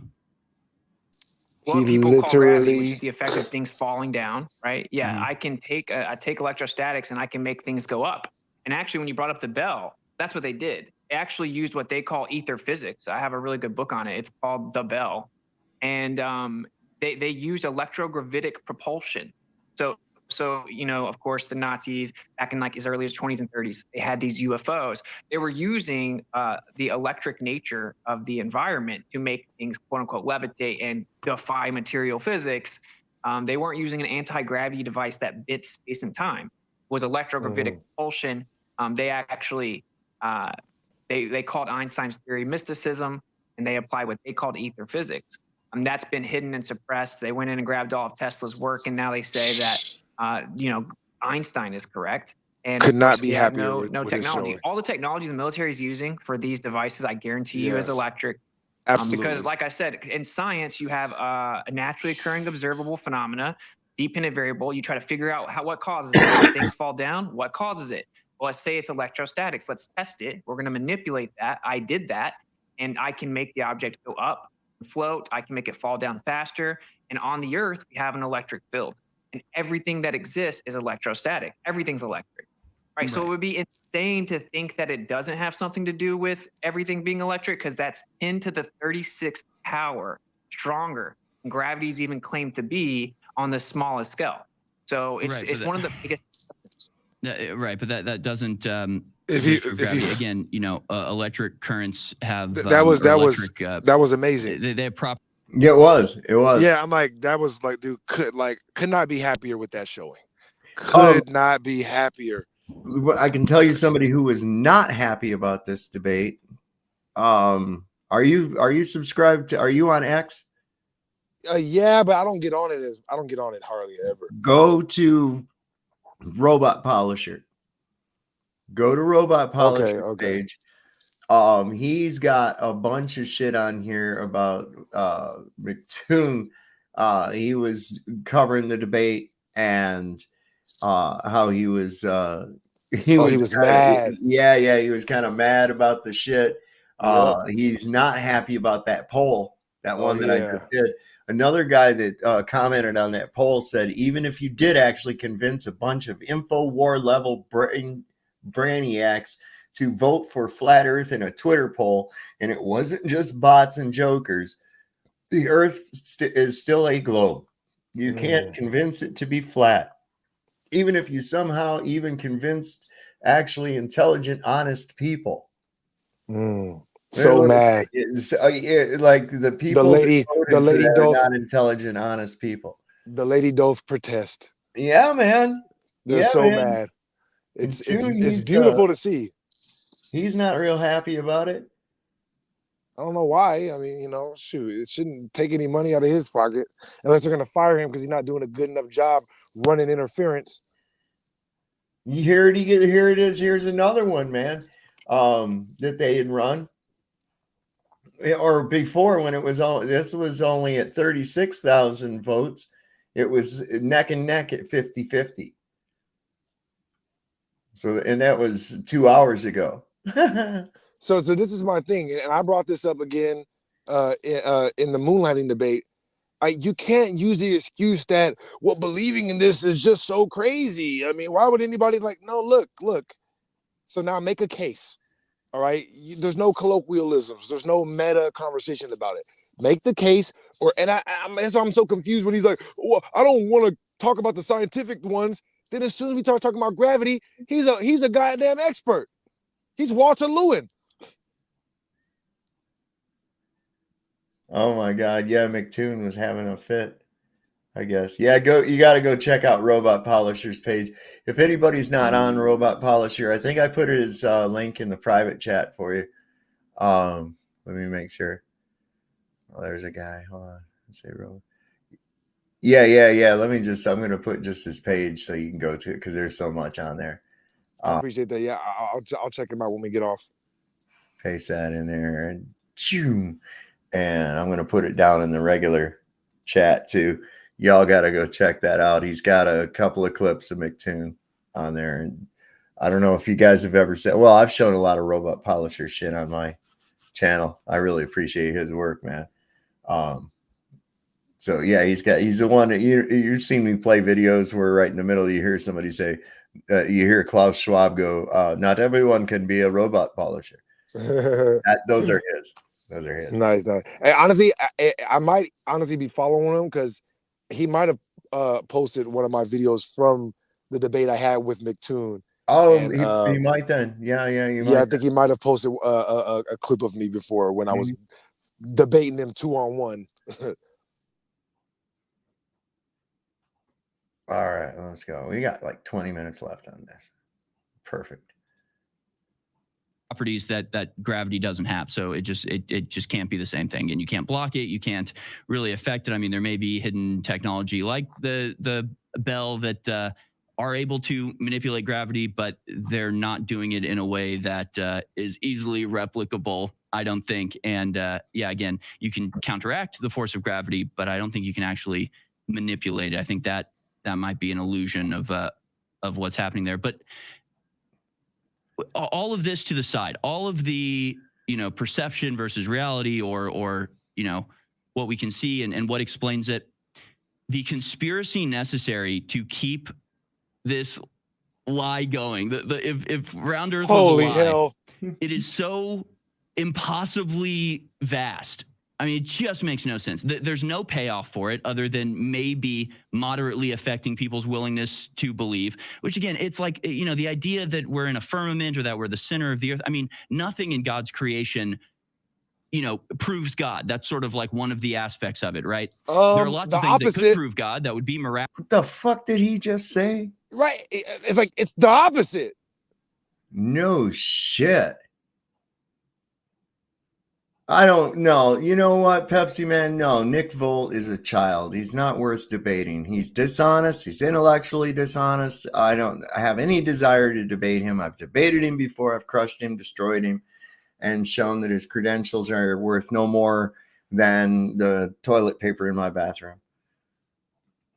Miraculous that you could go, oh my, there's nothing other than God that explains this. Yeah, the earth being at the center of the universe would be one of those things, but it's not, because it's not, right? It's not the center of the earth, so it doesn't prove that. But nothing in creation proves that. So this idea that, you know, I guess it's almost like contradictory, where like, yeah, if we were in a giant, you know, celestial hamster cage with the firmament over us, it would prove that God exists, but also in a weird way, that's not what God does. So it would prove that something other than God exists. It would like that doesn't make any sense to me. And then you've got like just tens of thousands of people working on space programs. Let me give an example. I have a friend about 10 years ago. He's working for a company that built the titanium aluminum rings that connected satellites to the vessel that took them into space. So you've got a small company with about 4 or 5, you know, Ivy League doctorate engineers that are working on building these rings to attach the satellite to the rocket. And that's just one company of like thousands that exist out there. Are they in on it? Are they being fooled? You just gave your own answer. That's one company of thousands, and they're just making little rings that they're told are going on some shit that's going to space. Do they ever witness it go to space? No. Do they build it to a certain specifications that they're asked to build it? Yeah. Okay. So do they have to have a full understanding of the entire operation in order to create these rings? No. Okay. This is how compartmentalization works. It's like, it's almost like he doesn't work for a conspiracy organization. Right. Would everybody have to be in on it for Bohemian Grove? Right. I mean, all these people would have to be in on it. So I appreciate Witsit doing that from the start. He's like, hold on, that's done because you work for Alex Jones. Right. Exactly. Wow. Do you have another company that's coming up with the false information to feed to them to make them think that when they go to watch the satellite launch, are they just watching the thing they built fly into the sea, and then somebody else is launching a balloon that just looks like a satellite? I mean, explain some of this to me, because the conspiracy necessary to carry this out is so vast, it's just nonsensical. Yeah, so it would be, like I said, to use the adoption. That was one of those that right there, what you saw was one of those sudden unscheduled disassemblies. Now you'd be like, is everyone in the church and your school and your community in on the lie? Like, no, they believe the lie. Satellites aren't a problem for flat Earth. I know that many flat earthers will say that you know, they don't necessarily believe in them and that they think there's a lot of balloons. And there is a classified, very, very advanced balloon project that is going on, and it is conducting a massive surveillance on the public. This is just a fact, but yeah, like immense fleets of military surveillance balloons, and NASA's the #1 purchaser of helium in the world, and this is true. But satellites are not a problem for flat Earth. That's just a belief that it is, but it's not. Actually, the satellite equations use geocentric physics and equations. They use real inertial forces as if the Earth is stationary in what's called an Earth-centered, Earth-fixed frame, or an ECI, Earth-centered inertial frame. And it's not to get all into the technical aspects. Satellites are not exclusive at all to a globe Earth or a moving Earth. In fact, it's exclusive to a stationary Earth based on the physics and equations they use. And then for it to be on a plane Earth, it would just be an ellipse. But to answer your question precisely, wait, hold on. It would be an ellipse? I mean, what does that mean? So satellites exist. They're floating above us, above the atmosphere, but they're just continually circling a plane? Yeah, they certainly could be, right? Like I've seen Starlink myself. I've watched launches myself.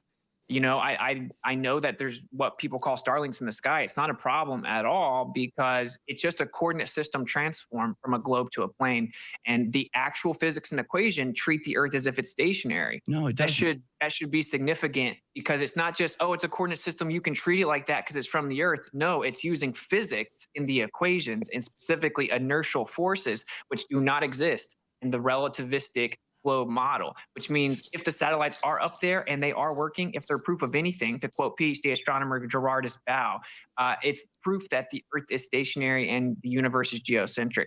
But those people that made the pieces aren't. See, that's a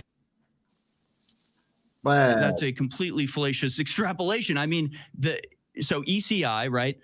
Earth-centered inertial coordinates versus what is it, ECEF, something like that, Earth-centered, Earth-fixed, right? So, you know, both of these are coordinate systems for a spherical Earth. The only difference is one of them takes the spin of the Earth into account while the other one doesn't. First of all, that this is it requires a spherical Earth, first of all, right, for these coordinates to make any sense. They also take into account the spinning of the Earth, meaning it's not stationary. One of them doesn't take into account the spinning of the Earth, but it's not because it's not spinning. It's just because that's not the coordinate system just doesn't rely on the spinning of the Earth.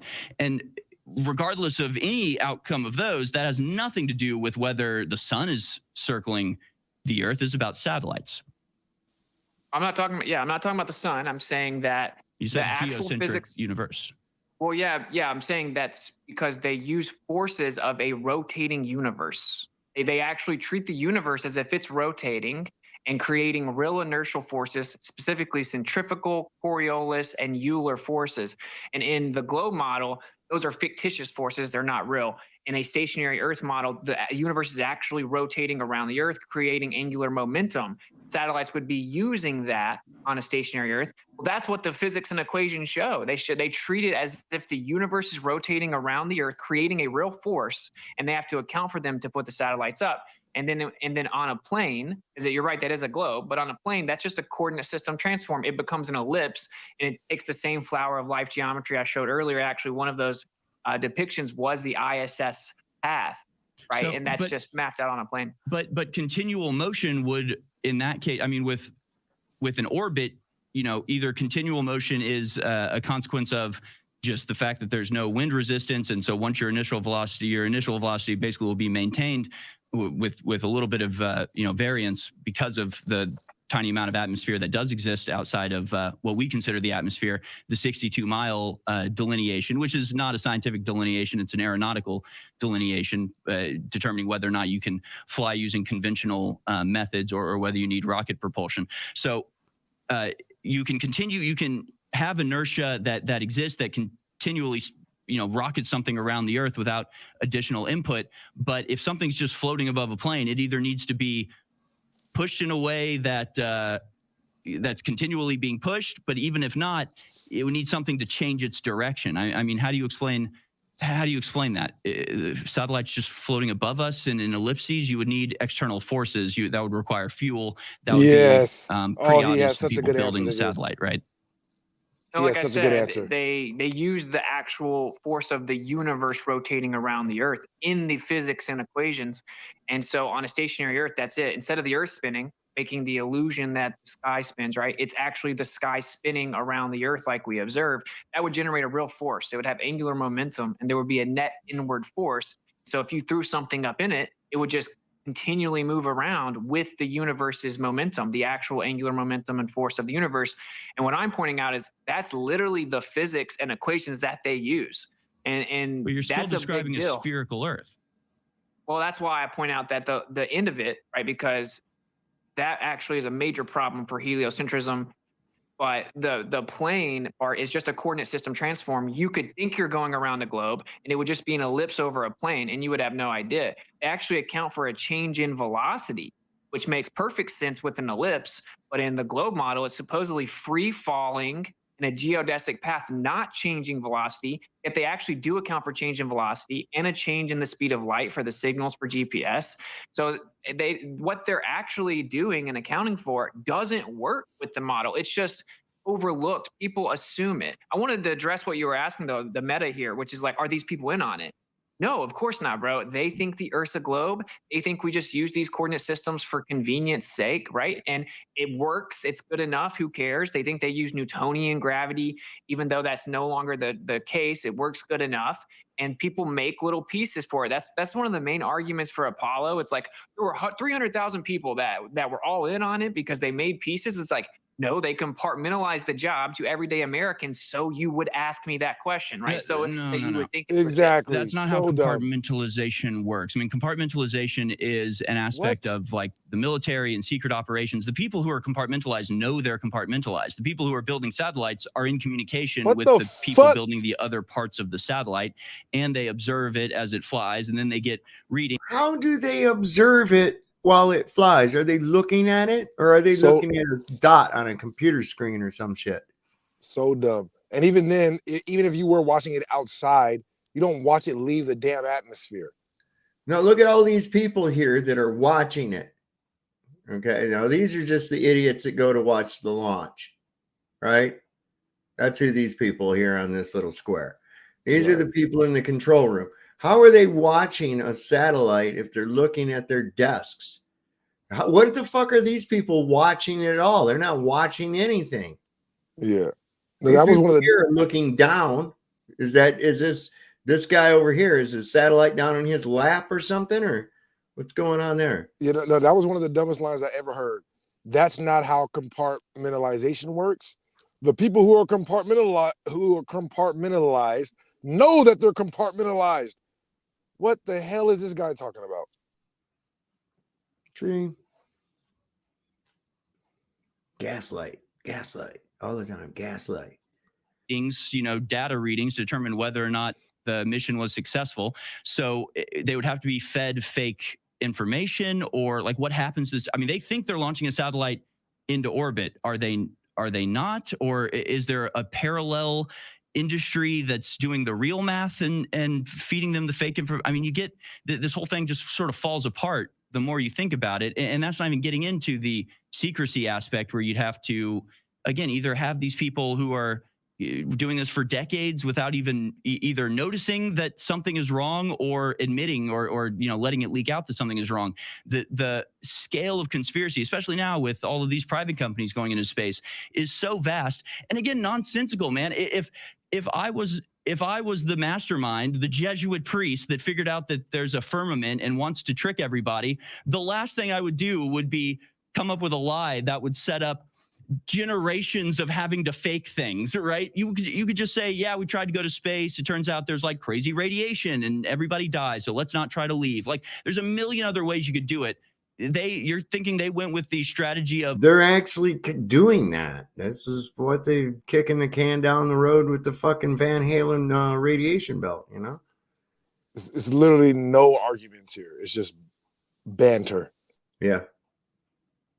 Let's fake space travel for the next 100 years, on a continual basis. As a conspiracy theorist, somebody who sits here and thinks and talks about conspiracies every day, this falls utterly, pardon the pun, flat. This makes no sense as a conspiracy at all. Well, I strongly disagree, brother. Like, for one, let's not conflate like if satellites are up there with space travel. Those are fundamentally different things. I mean, good job. They're not really faking space that much. They claim they went in the 60s and haven't gone back for 50 years and destroyed the technology and blah, blah, blah. We've caught NASA faking it.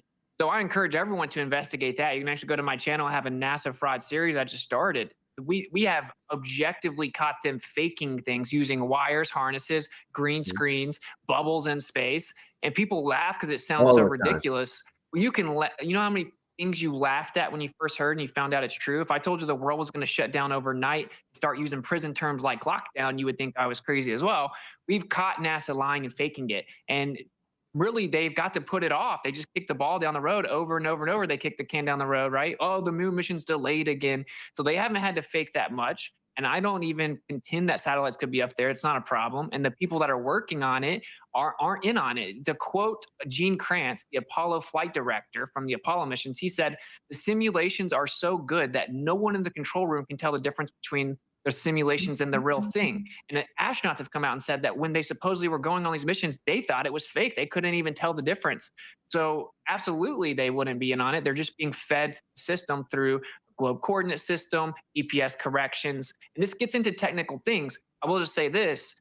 They're good questions. And I think if you're open-minded about your questions and open to the answers of them, when you really do dig into it, you find out, investigate. oh, wow, they're making corrections for the Sagnac effect because it doesn't work and it shows different distances. They're making meridian corrections in the south because the distances don't work like they should on the globe. They're actually running it through programs to correct and then put it out to the people on the other end as if it was, in fact, the globe that's working. And these are provable things that require diligent research. So I don't think that the lie is really going to require that many people be in on it. They just believe the lie, right? And by the way, many people have found out it's not true. We've even had people that were astronauts come out and say, anyone telling you they're going to outer space, I guarantee you, is lying. We've had a Polish astronaut come out and say, I wasn't expecting this question, but yes, the Earth is flat. No one's going to outer space.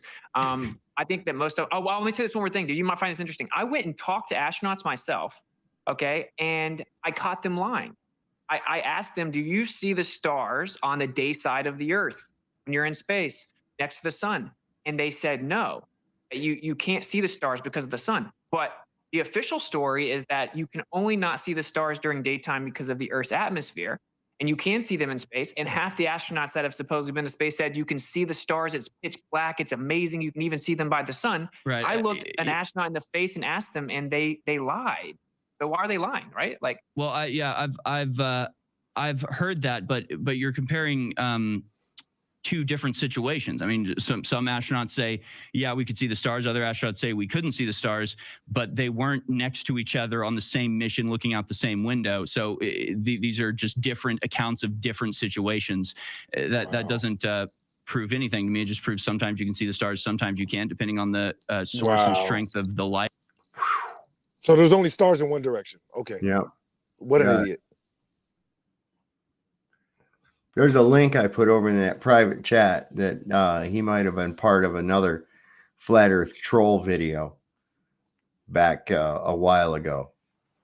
This Harrison guy. There's a guy in that video that looks exactly like him. So I don't know. Check it out. I put it over in the private chat. It's over on Robot Polisher. If you go to him, you'll see it. And the angle of the reflection off the Earth, or where you're looking out the window of the spaceship. I mean, these things are not proof that the Earth is flat or that astronauts are lying. It's proof that there are different conditions at different times and space in Earth. But we only have about 2 minutes left here.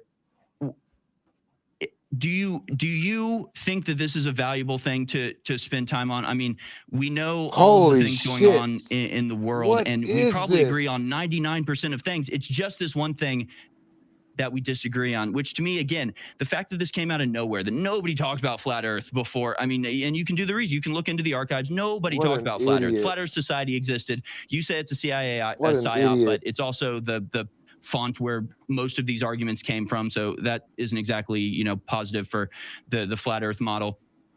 Divide, distract, discredit. It's a divide and conquer influence operation.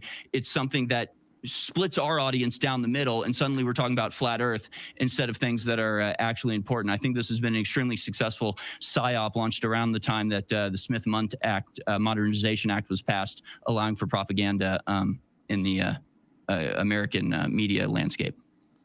That doesn't really, I mean, that allows the government through their liaisons in the media to actually lie to us, but they're not doing that. They're saying no ancient civilization ever knew that thought the Earth was flat. They're blatantly lying about it and misrepresenting it.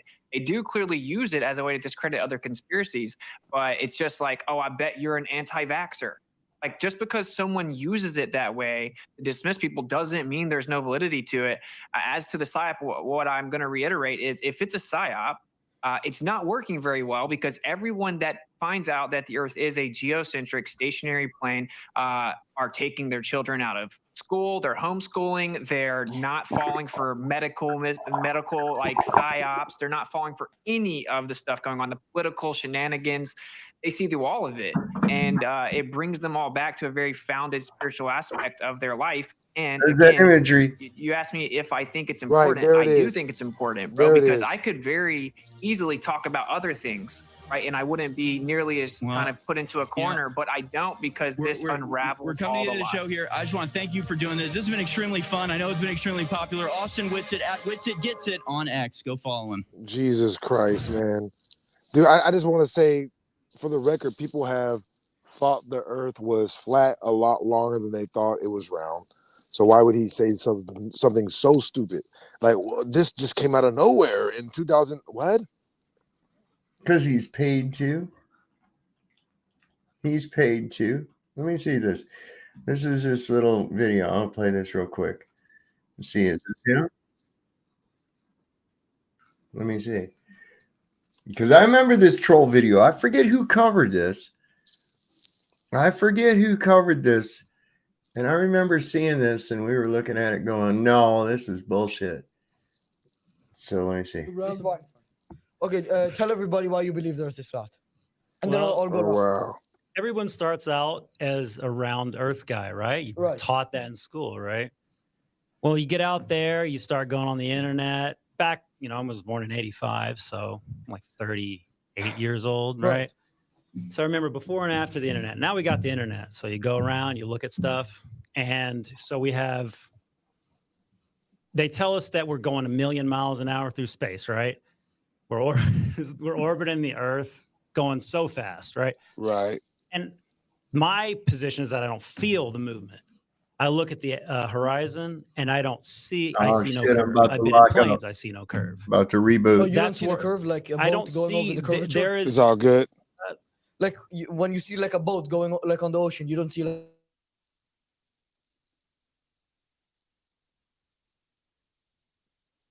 Bueno.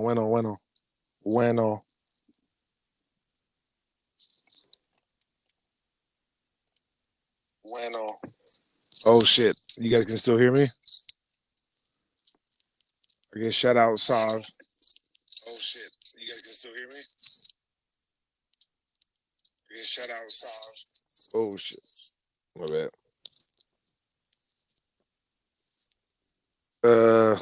I guess yeah. Sav said his computer was rebooting. Hey, that kid right there that was just on the thing. That kid was just having I think that kid was just on Jesse Lee Peterson.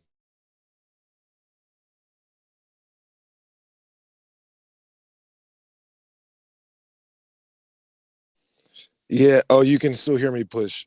There we go. Okay, there we go. Yeah, that happens from time to time. I don't know what the fuck is going on with this thing. But that dude looks like him. That kid was just on Jesse Lee Peterson too, ironically. You're saying he looks like the guy who was Debating, in the chair? Yeah, the guy in the brown shirt. Oh, okay. Hang on, I'll bring him up again. It's stopped right on him right now. Let me see. Yeah, I'm looking at it on my phone, so it's kind of small. I can't really tell.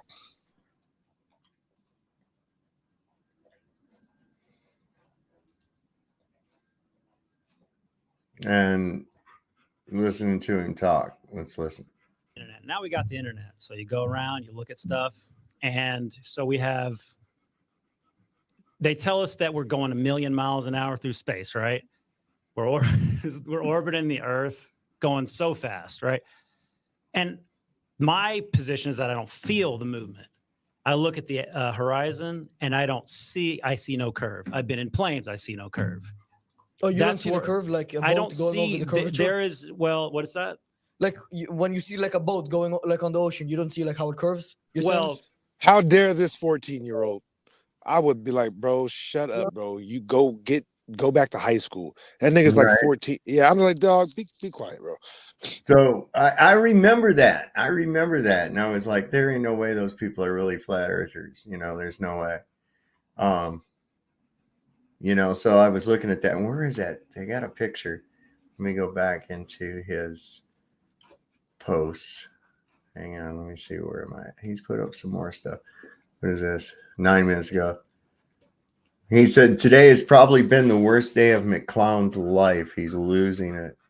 So let's see what That's hilarious. Let's see what that's about. We got a couple minutes left here before I'm going to shut down. Oh, I already Yes, got it. sir. I appreciate you having me on too. So Yeah, like I right. said, I was watching this anyways, and I saw you watching it. I'm like, let me come over here and watch it with you, man. Yeah, right on. Right on. Oh, appreciate you coming, man. All right, so check this out.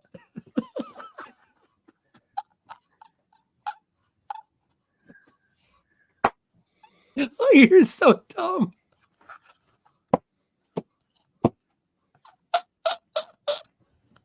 Oh my gosh, you're stupid. You're so stupid. How can you be that stupid? Oh my gosh.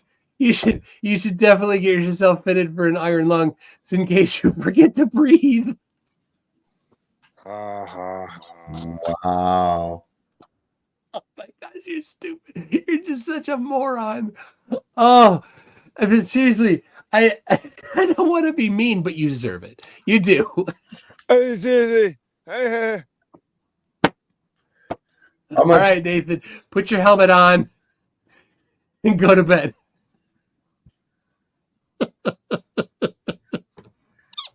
God. Is he Pep- something else or what? Right. Yeah, Pepsi man. That's McToon. I beat McToon and what is his name? Globey McGlobeface in a 2-on-1 debate after he freaked out because what's his name called him a map before debate. Yeah, either way. But you know, I like I said, I appreciate you again, Saul. You know what I mean? I'm gonna go ahead and let you get some rest, my brother. I know, you know. Yeah, I'm looking to see. I had another clip of tune on here too. You said you got one more tune? Yeah, I think so. Let me see. Let's see. The entire internet is talking about this poll right now. Yeah, I'm like, you already know that boy Tune Coppin is coping hard right now, man. Yeah. So this is funny. This is crazy. So Robot Polisher. I love that dude, man. So he's got this tweet here that says, I'm not saying McToon is a serial killer clown that wears halter tops and heels while he eats babies, but if I was casting a movie and needed to find an actor to play a serial killer clown that wears halter tops and heels while he eats babies, this would be my guy. Did. Yeah. Harrison. Yeah. See what he says. Well, come on. Pat. Tonight I will be reviewing the many, many lies that Austin Witsit told to a larger platform than he usually gets to tell them to. Yes, he did lie many, many times. We're going to cover them. I will. So earlier today, Austin debated Harrison something from who's one of the hosts on the Infowars platform. Infowars is, of course, the platform developed by Alex Jones, who is a conspiracy nutter. He thinks that there's a secret cabal behind every single thing that he doesn't like. Wow. And of course, everybody on his channel. It's the Anunnaki Jew lizards from the Bureau. Damn it, McToon, don't you know anything? So, on his platform are going to be about the same. So in the lead up to this on Twitter or on X, a bunch of flirps were like, hey, how come you're not promoting this more? I'm like, well, this is two conspiracy nutters doing a hobo fight to see who gets to drop their trousers and sing Jimmy Crack Corn on the busiest street corner in Podunk, Mississippi. How old is McToon? So, Jesus Christ. Night I will. Mentally or chronologically? You know, mentally he's obviously a baby, but chronologically, I'm like, dude, you got to update those jokes, man. Or at least find the funny ones from back then. Bring the funny ones. There was something on here about him. Everybody talking about the poll. McClown skips Harrison's introduction in his debate review because he's a dishonest psychopath that gets off on the sheep he purposely deceives.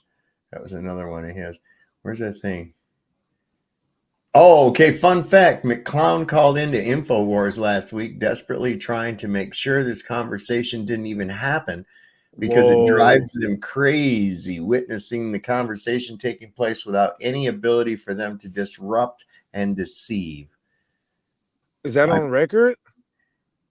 I think so. Let's see. We're going to find out. I fully believe that's crazy. McToon is a genuine psychopath and would not say the same about a single other anti-flat earther, including at FTFE.